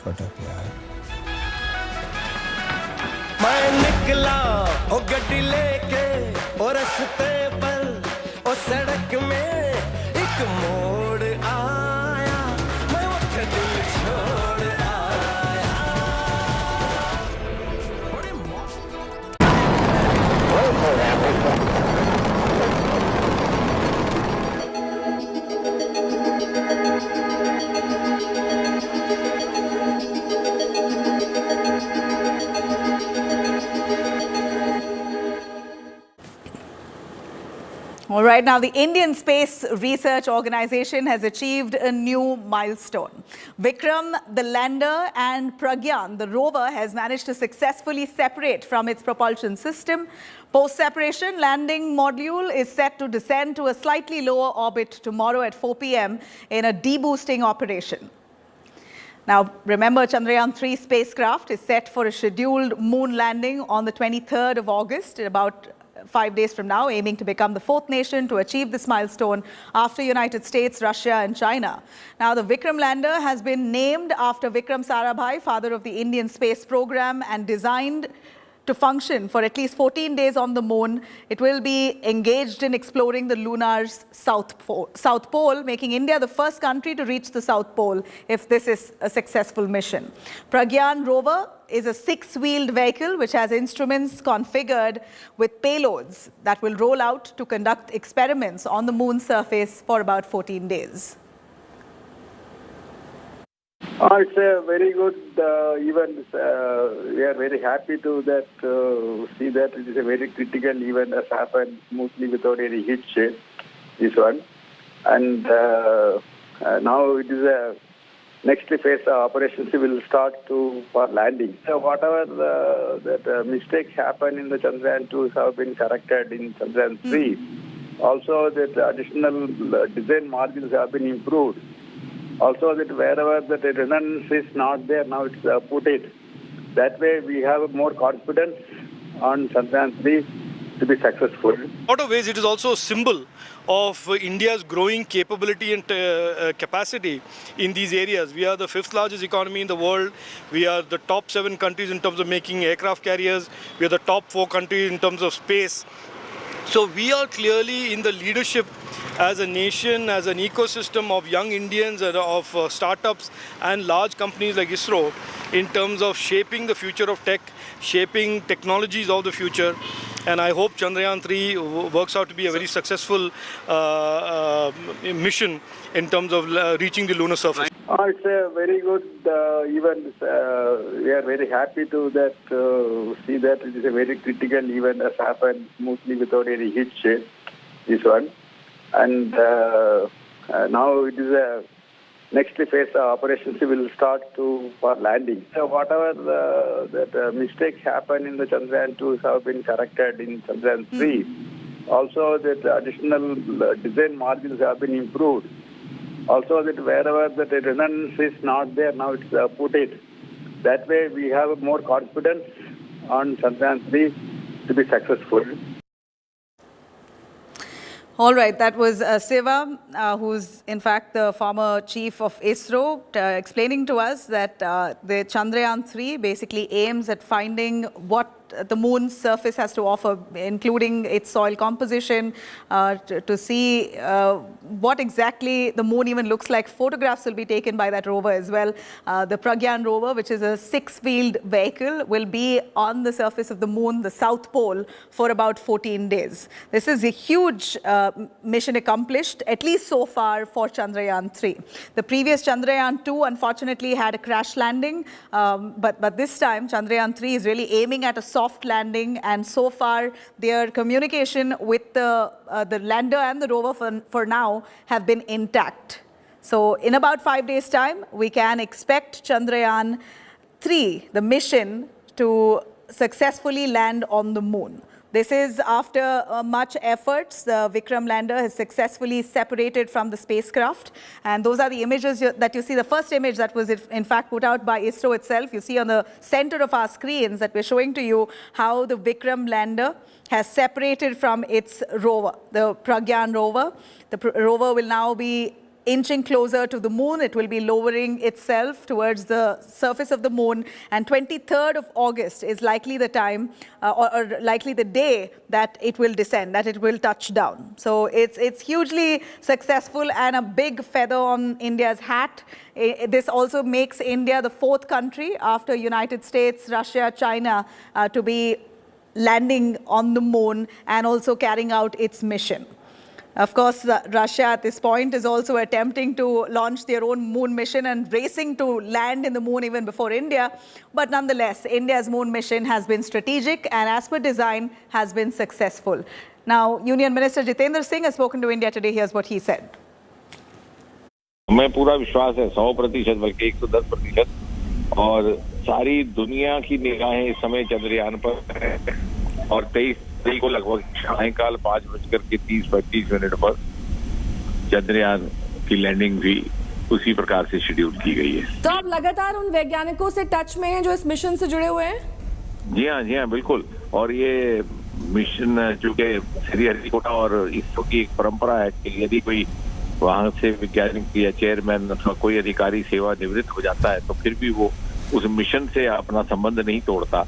और एक बड़ी सुखद बात यह कि जितने हमारे पूर्व चेयरमैन हैं, डॉक्टर के राधाकृष्ण, डॉक्टर किरण कुमार, सभी लोग इसमें एकजुट होकर के इसका फॉलोअप भी कर रहे हैं, अपने इनपुट्स भी दे रहे हैं और इसकी मॉनिटरिंग भी कर रहे हैं। और शुरुआत से ही लग रहा था कि ये मिशन सक्सेसफुल होगा, क्योंकि जिस तरीके से इसका प्रक्षेपण हुआ, अब तक जिस तरीके से ये आगे बढ़ा है, कामयाब रहा है, आज भी कामयाबी का एक स्टेप इसने हासिल किया। हमेशा से ही लग रहा था कि सब कुछ पॉजिटिव रहेगा। जितेंद्र जी, निश्चय, क्योंकि बहुत सारी इसमें इस तरह की भी कुछ एक इस तरह से भी कुछ एक चीजें विकसित की गई हैं जो शायद दूसरे देशों को की तरफ से नहीं हो पाई थी।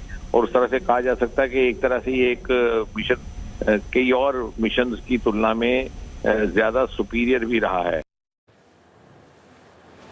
All right, now let me give you a quick lowdown on what the Vikram lander is all about that carries the Pragyan rover on it. As it's successfully separated and as the Pragyan rover is now inching closer to the moon in 5 days' time, it should likely be landing on the moon. Here's a quick insight and understanding into what this mission is all about. First of all, Vikram lander is named after Vikram Sarabhai. As we know, Sarabhai is the father of the Indian space program, so this was decided to be named on him. Now, we know that this space mission that began about nearly 34 days ago. Now, in about 5 days' time, will be landing on the moon as per planned. It's designed to stay on the moon for about 14 days to carry out its mission, to understand what the moon's surface really looks like. Now, the number of sensors to ensure safe touchdown. It can generate about 938 watt power. It will be engaged in exploring Lunar's South Pole. And let me be clear here, this will be the first country, India will be the first country to touch the moon's lunar South Pole. Countries like the United States, China and Russia that have already explored the moon in the past haven't really reached the South Pole as yet. India will be the first if Chandrayaan 3 is completely successful. All right, here's some more visuals, all introduced by ISRO itself that we're bringing to you. And that's exactly what the rover is going to be looking like. And that's basically, of course, a video that's now put out by ISRO showing how the rover will be landing on the moon and then will be maneuvering around the South Pole to do its expedition, carrying out its experiment on trying to find out the moon's soil composition. Will also be taking images of the moon, our very own images. There have been multiple images of the moon from various countries that have come out. India's mission will be, of course, personal to India. These images will be precious as it is India's moon mission that has been successful in bringing us back all that research material.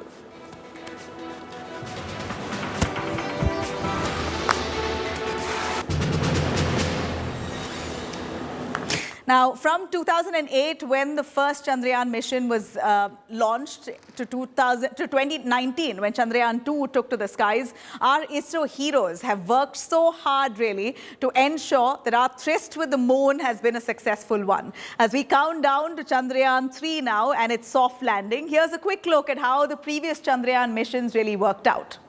Have a look. 3, 2, 1.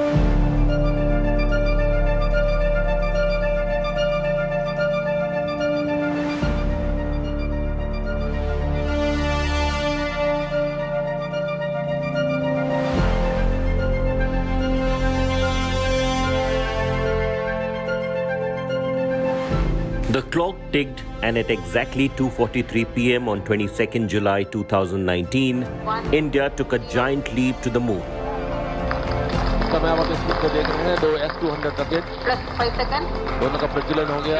For the second time, Indian Space Research Organization created history by the successful launch of Chandrayaan 2.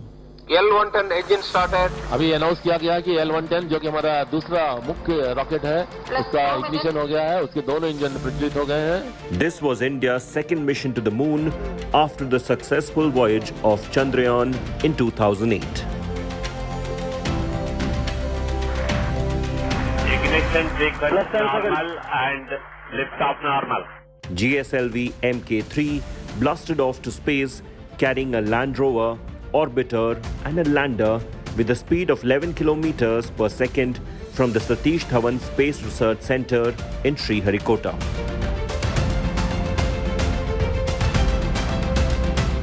It is the beginning of a historical journey of India towards moon and to land at a place near South Pole to carry out scientific experiments to explore unexplored.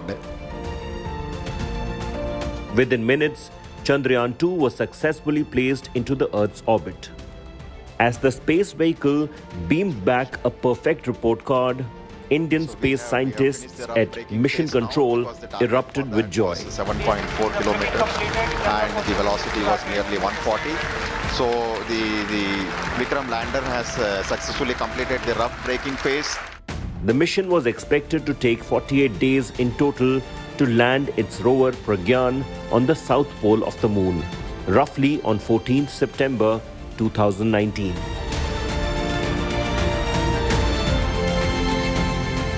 But then, on 10th September, days before the final landing on Moon, ISRO announced that it had lost contact with lander Vikram. ISRO scientists were disappointed. It was an emotional moment.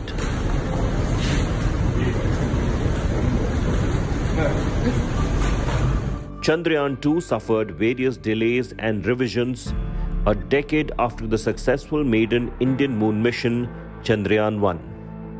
In October 2008, ISRO successfully launched Chandrayaan-1. On 22nd October 2008, Chandrayaan mission with a lunar orbiter and impactor was launched using PSLV-XL from Satish Dhawan Space Center at Sriharikota. Ignition sequence normal and liftoff normal. It was a big boost to Indian space exploration history. India researched and developed indigenous technology to explore the moon with Chandrayaan-1. 2 weeks after its launch, it was inserted into lunar orbit on 8th November 2008.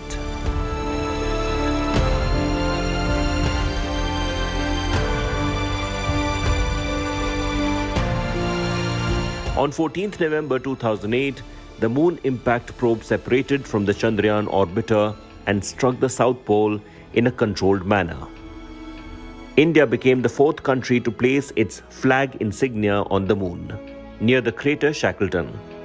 The location of impact was named Jawahar Point. Though Chandrayaan-1 was planned to survey the lunar surface for 2 years, but after a successful year of transmitting data and detecting presence of lunar water, it stopped communicating on 28 August 2009. 312 days of Chandrayaan-1 was a celebration of ISRO's hard work and indigenous technological advancement in space exploration. Nearly 7 years later, NASA, with a ground-based radar system, relocated Chandrayaan-1 in its lunar orbit. Today, its orbit varies between 150 and 270 kilometers in altitude every 2 years around the moon.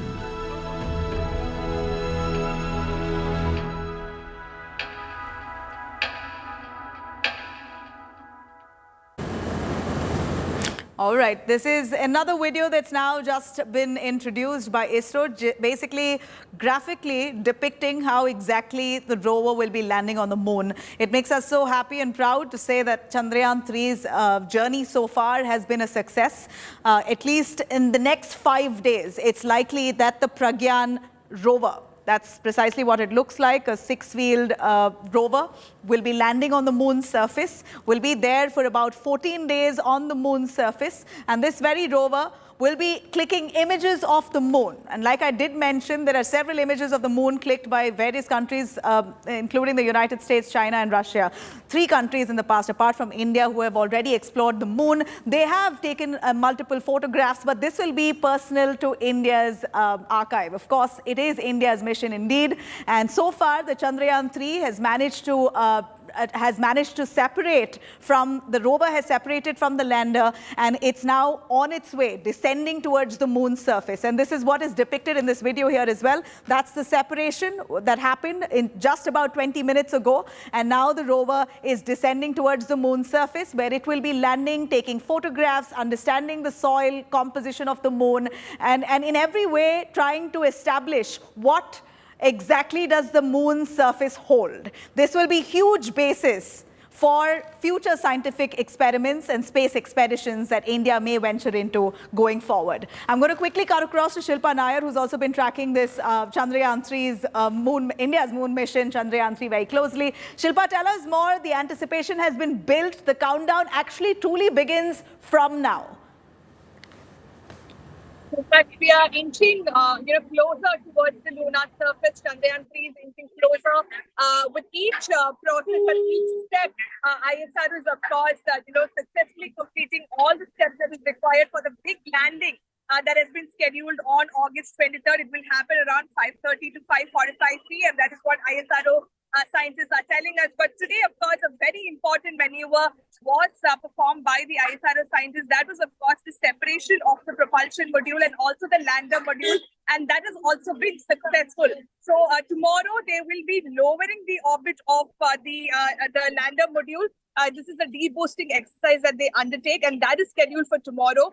But the propulsion module will continue to orbit around the moon, and this will, of course, conduct various studies, for example, studying about the Earth's atmosphere, etc. So that will continue. It will continue to orbit for several months and years.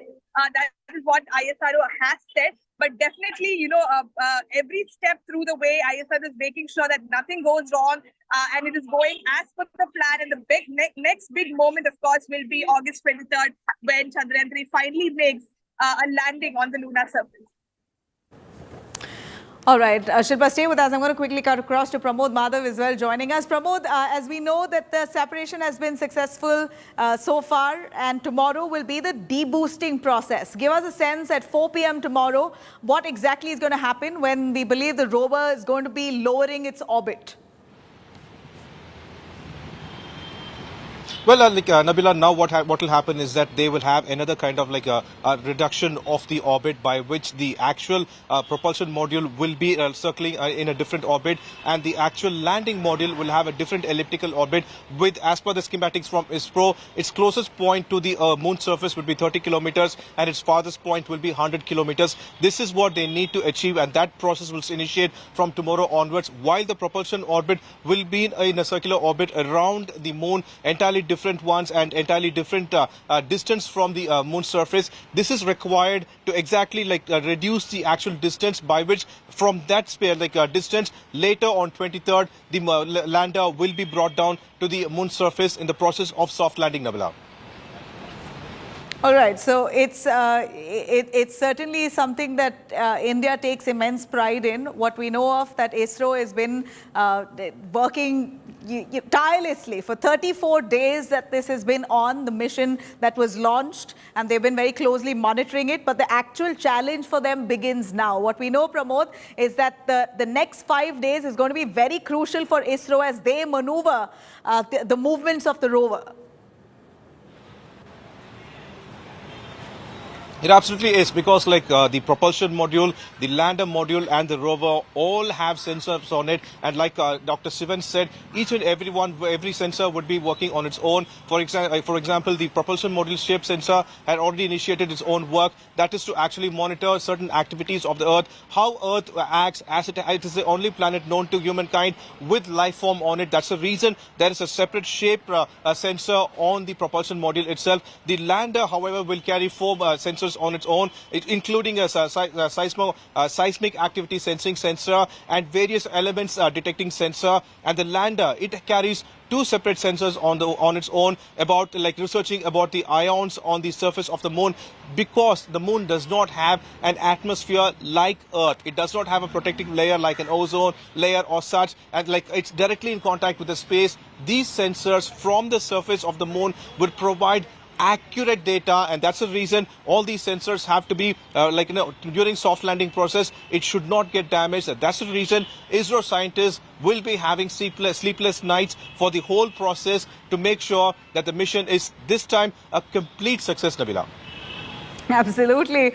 We're just praying that Chandrayaan 3 is an absolute success, and as per plan will be soft landing on the moon in about 5 days' time. Of course, India today has been on point with every aspect of the Chandrayaan 3's journey. We're going to continue our rolling coverage right after a short break. Until then, I'm going to try and explore the moon that I'm on. Stay with us.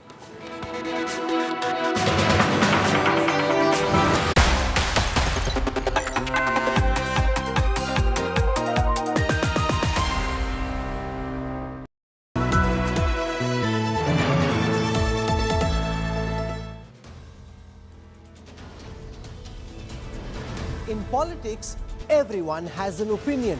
But I have the data. Whose stock is rising? Whose graph is falling? Track India's political stock exchange. Unmatched, unmissable data analytics. The only show on news TV where numbers do the talking. India's most credible poll tracker. The Political Stock Exchange with Rahul Gandhi only on India Today.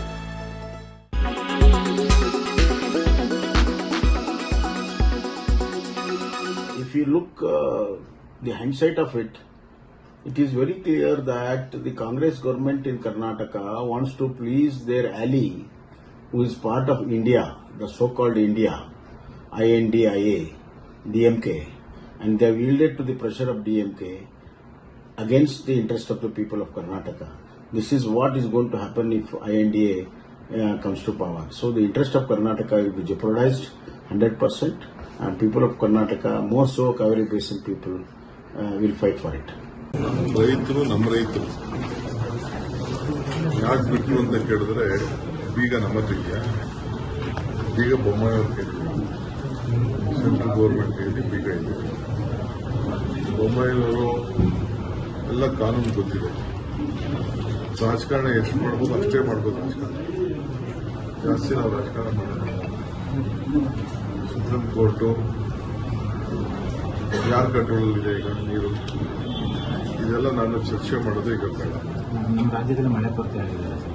ನಾನು ಅದಕ್ಕೆ ಎಲ್ಲ complete ಇಡೀ 30 ವರ್ಷ 40 ವರ್ಷ ಲೆಕ್ಕ ಹಾಕೊಂಡ್ರೆ ಈ ವರ್ಷನೇ ನಮ್ಗೆ ಮಳೆ ಕಡಿಮೆ ಆಗಿದೆ. ನಮ್ಮ ರೈತರು ನಾವು ಮತ್ತೆ ತಿಳಿಸಿದ್ದೀವಿ.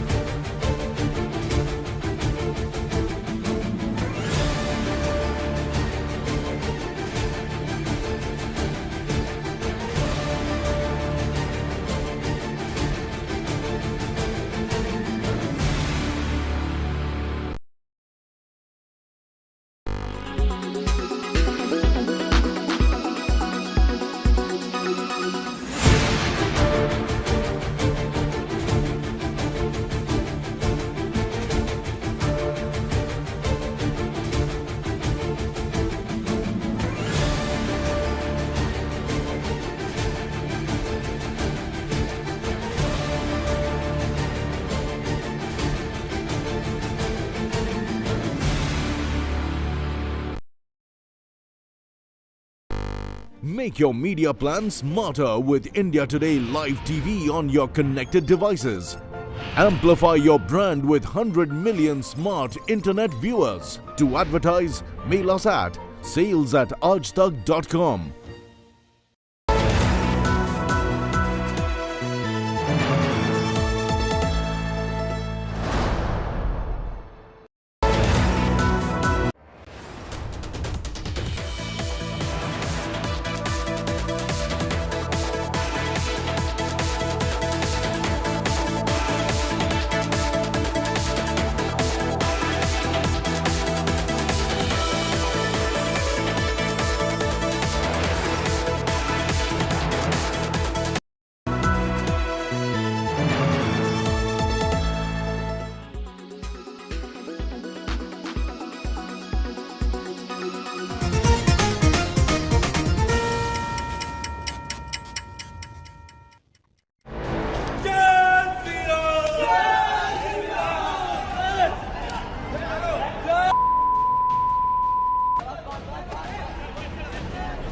This shocking video from Mumbai's Bandra terminus railway station is doing the rounds on social media.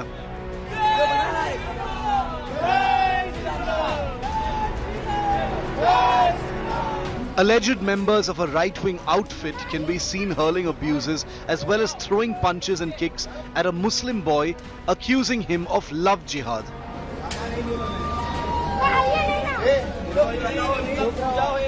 The victim, who is a minor, was accompanying a minor Hindu girl according to police sources when he was attacked. As per sources, a kidnapping case was registered by parents of the girl at Ambarnath police station in Thane as the girl went missing.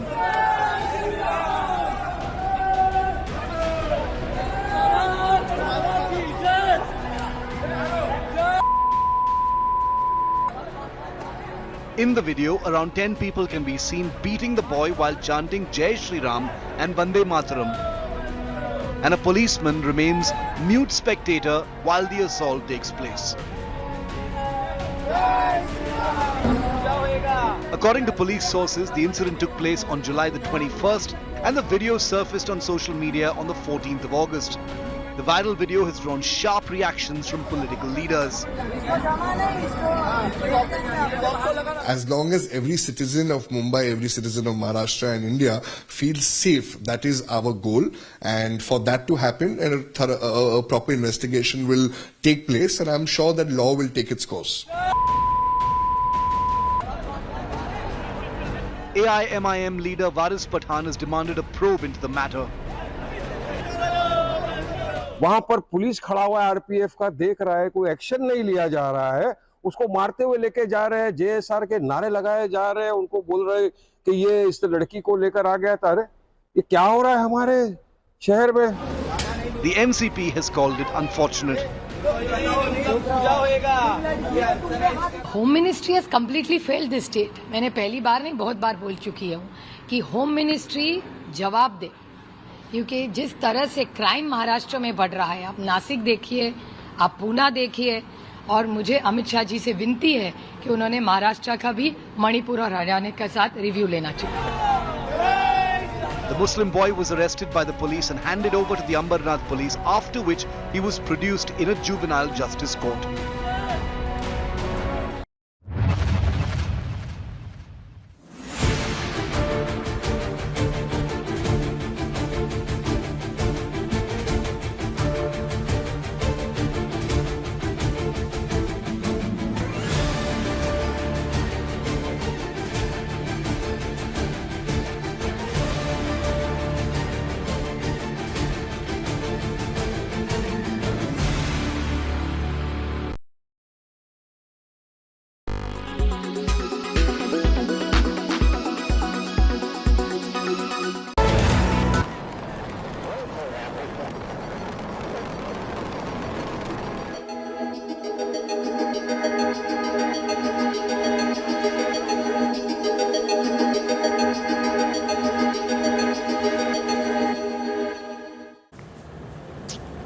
Welcome back. Well, India's third mission to the moon has been largely successful. Chandrayaan 3 has managed to separate itself. The lander has separated from the rover. The rover is now descending towards the moon.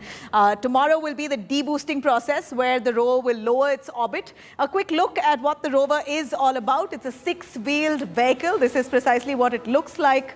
And from what we know, the Pragyan rover has instruments that's configured with payloads, and that weighs about 26 kgs. It will be conducting experiments on the moon for about 14 days' time. This is one lunar day, which is 14 days. And as we know, the experiments will include extensively what the moon's surface really looks like. And the big challenge now for ISRO will, of course, be to find a landing spot. India Today is on its rolling coverage. We're, of course, tracking every development of Chandrayaan 3. Let me cut across to Pramod Madhav, who joins us for more on that. Pramod, ISRO putting out that message there. Thanks for the ride, mate, as the Pragyan rover separates from the Vikram lander. So it's been a rather successful journey for 34 days that the Chandrayaan 3 has managed to achieve. Tell us more about the deboosting process as the rover will be lowering its orbit tomorrow, 4 p.m. Surely it's a very interesting way ISRO is showing how the entire journey has been. Now the propulsion module has done its job. The propulsion module is going to continue to orbit the moon. This is going to be the third orbiting object from India alone to be on the moon. Chandrayaan 1, Chandrayaan 2's orbiter, and now we have the propulsion module, which will continue with its research on its own, and it will be powered by the sun and the propellant in it. So that way this particular mission's part is successful. Now coming to the deboosting method is earlier from Earth's surface we had the acceleration, increase of orbit, and on the moon's surface, around the moon's orbit, there was a deceleration by which the distance to the moon was decreased. Now, what they're going to do is that the propulsion module is going to go around in a fixed orbit while the orbit, the lander module, that will have an elliptical orbit, which means one part of that, the elliptical path, will be closer to the moon's surface. The other one a little longer. We expect it to be 30 kilometers to 100 meters. That way it will go ahead, and a couple of rounds will be occurring by which ISRO will be conducting pre-launch tests on it to make sure that all sensors and everything is working fine, by which the lander module will be ready for 23rd. All right, so 23rd of August is likely the day, the D-Day, when the Chandrayaan 3, the Pragyan rover will likely be landing. So I'd like to repeat myself, the real task right now for the rover will be to find a landing spot. ISRO has been very closely monitoring every development as all the sensors are active, communication is thorough. Let me cut across to all the reactions that are pouring in now as the anticipation builds up. Listen in. हमें पूरा विश्वास है 100% बल्कि 110%, और सारी दुनिया की निगाहें इस समय चंद्रयान पर है और 23 तारीख को लगभग सायंकाल 5:30-35 पर चंद्रयान की लैंडिंग भी उसी प्रकार से शेड्यूल की गई है। तो आप लगातार उन वैज्ञानिकों से टच में हैं जो इस मिशन से जुड़े हुए हैं? जी हाँ बिल्कुल। और ये मिशन चूंकि श्रीहरिकोटा और इसरो की एक परंपरा है कि यदि कोई वहां से वैज्ञानिक या चेयरमैन अथवा कोई अधिकारी सेवा निवृत्त हो जाता है तो फिर भी वो उस मिशन से अपना संबंध नहीं तोड़ता। और एक बड़ी सुखद बात यह कि जितने हमारे पूर्व चेयरमैन हैं, डॉक्टर के राधाकृष्णन, डॉक्टर किरण कुमार, सभी लोग इसमें एकजुट होकर के इसका फॉलोअप भी कर रहे हैं, अपने अपने इनपुट्स भी दे रहे हैं और इसकी मॉनिटरिंग भी कर रहे हैं। और शुरुआत से ही लग रहा था कि ये मिशन सक्सेसफुल होगा, क्योंकि जिस तरीके से इसका प्रक्षेपण हुआ, अब तक जिस तरीके से ये आगे बढ़ा है, कामयाब रहा है, आज भी कामयाबी का एक स्टेप इसने हासिल किया। हमेशा से ही लग रहा था कि सब कुछ पॉजिटिव रहेगा। जितेंद्र जी, निश्चय, क्योंकि बहुत सारी इसमें इस तरह की भी कुछ एक इस तरह से भी कुछ एक चीजें विकसित की गई हैं जो शायद दूसरे देशों को की तरफ से नहीं हो पाई थी, और उस तरह से कहा जा सकता है कि एक तरह से ये एक मिशन कई और मिशन की तुलना में ज्यादा सुपीरियर भी रहा है। In a lot of ways, it is also a symbol of India's growing capability and capacity in these areas. We are the 5th largest economy in the world. We are the top 7 countries in terms of making aircraft carriers. We are the top 4 countries in terms of space.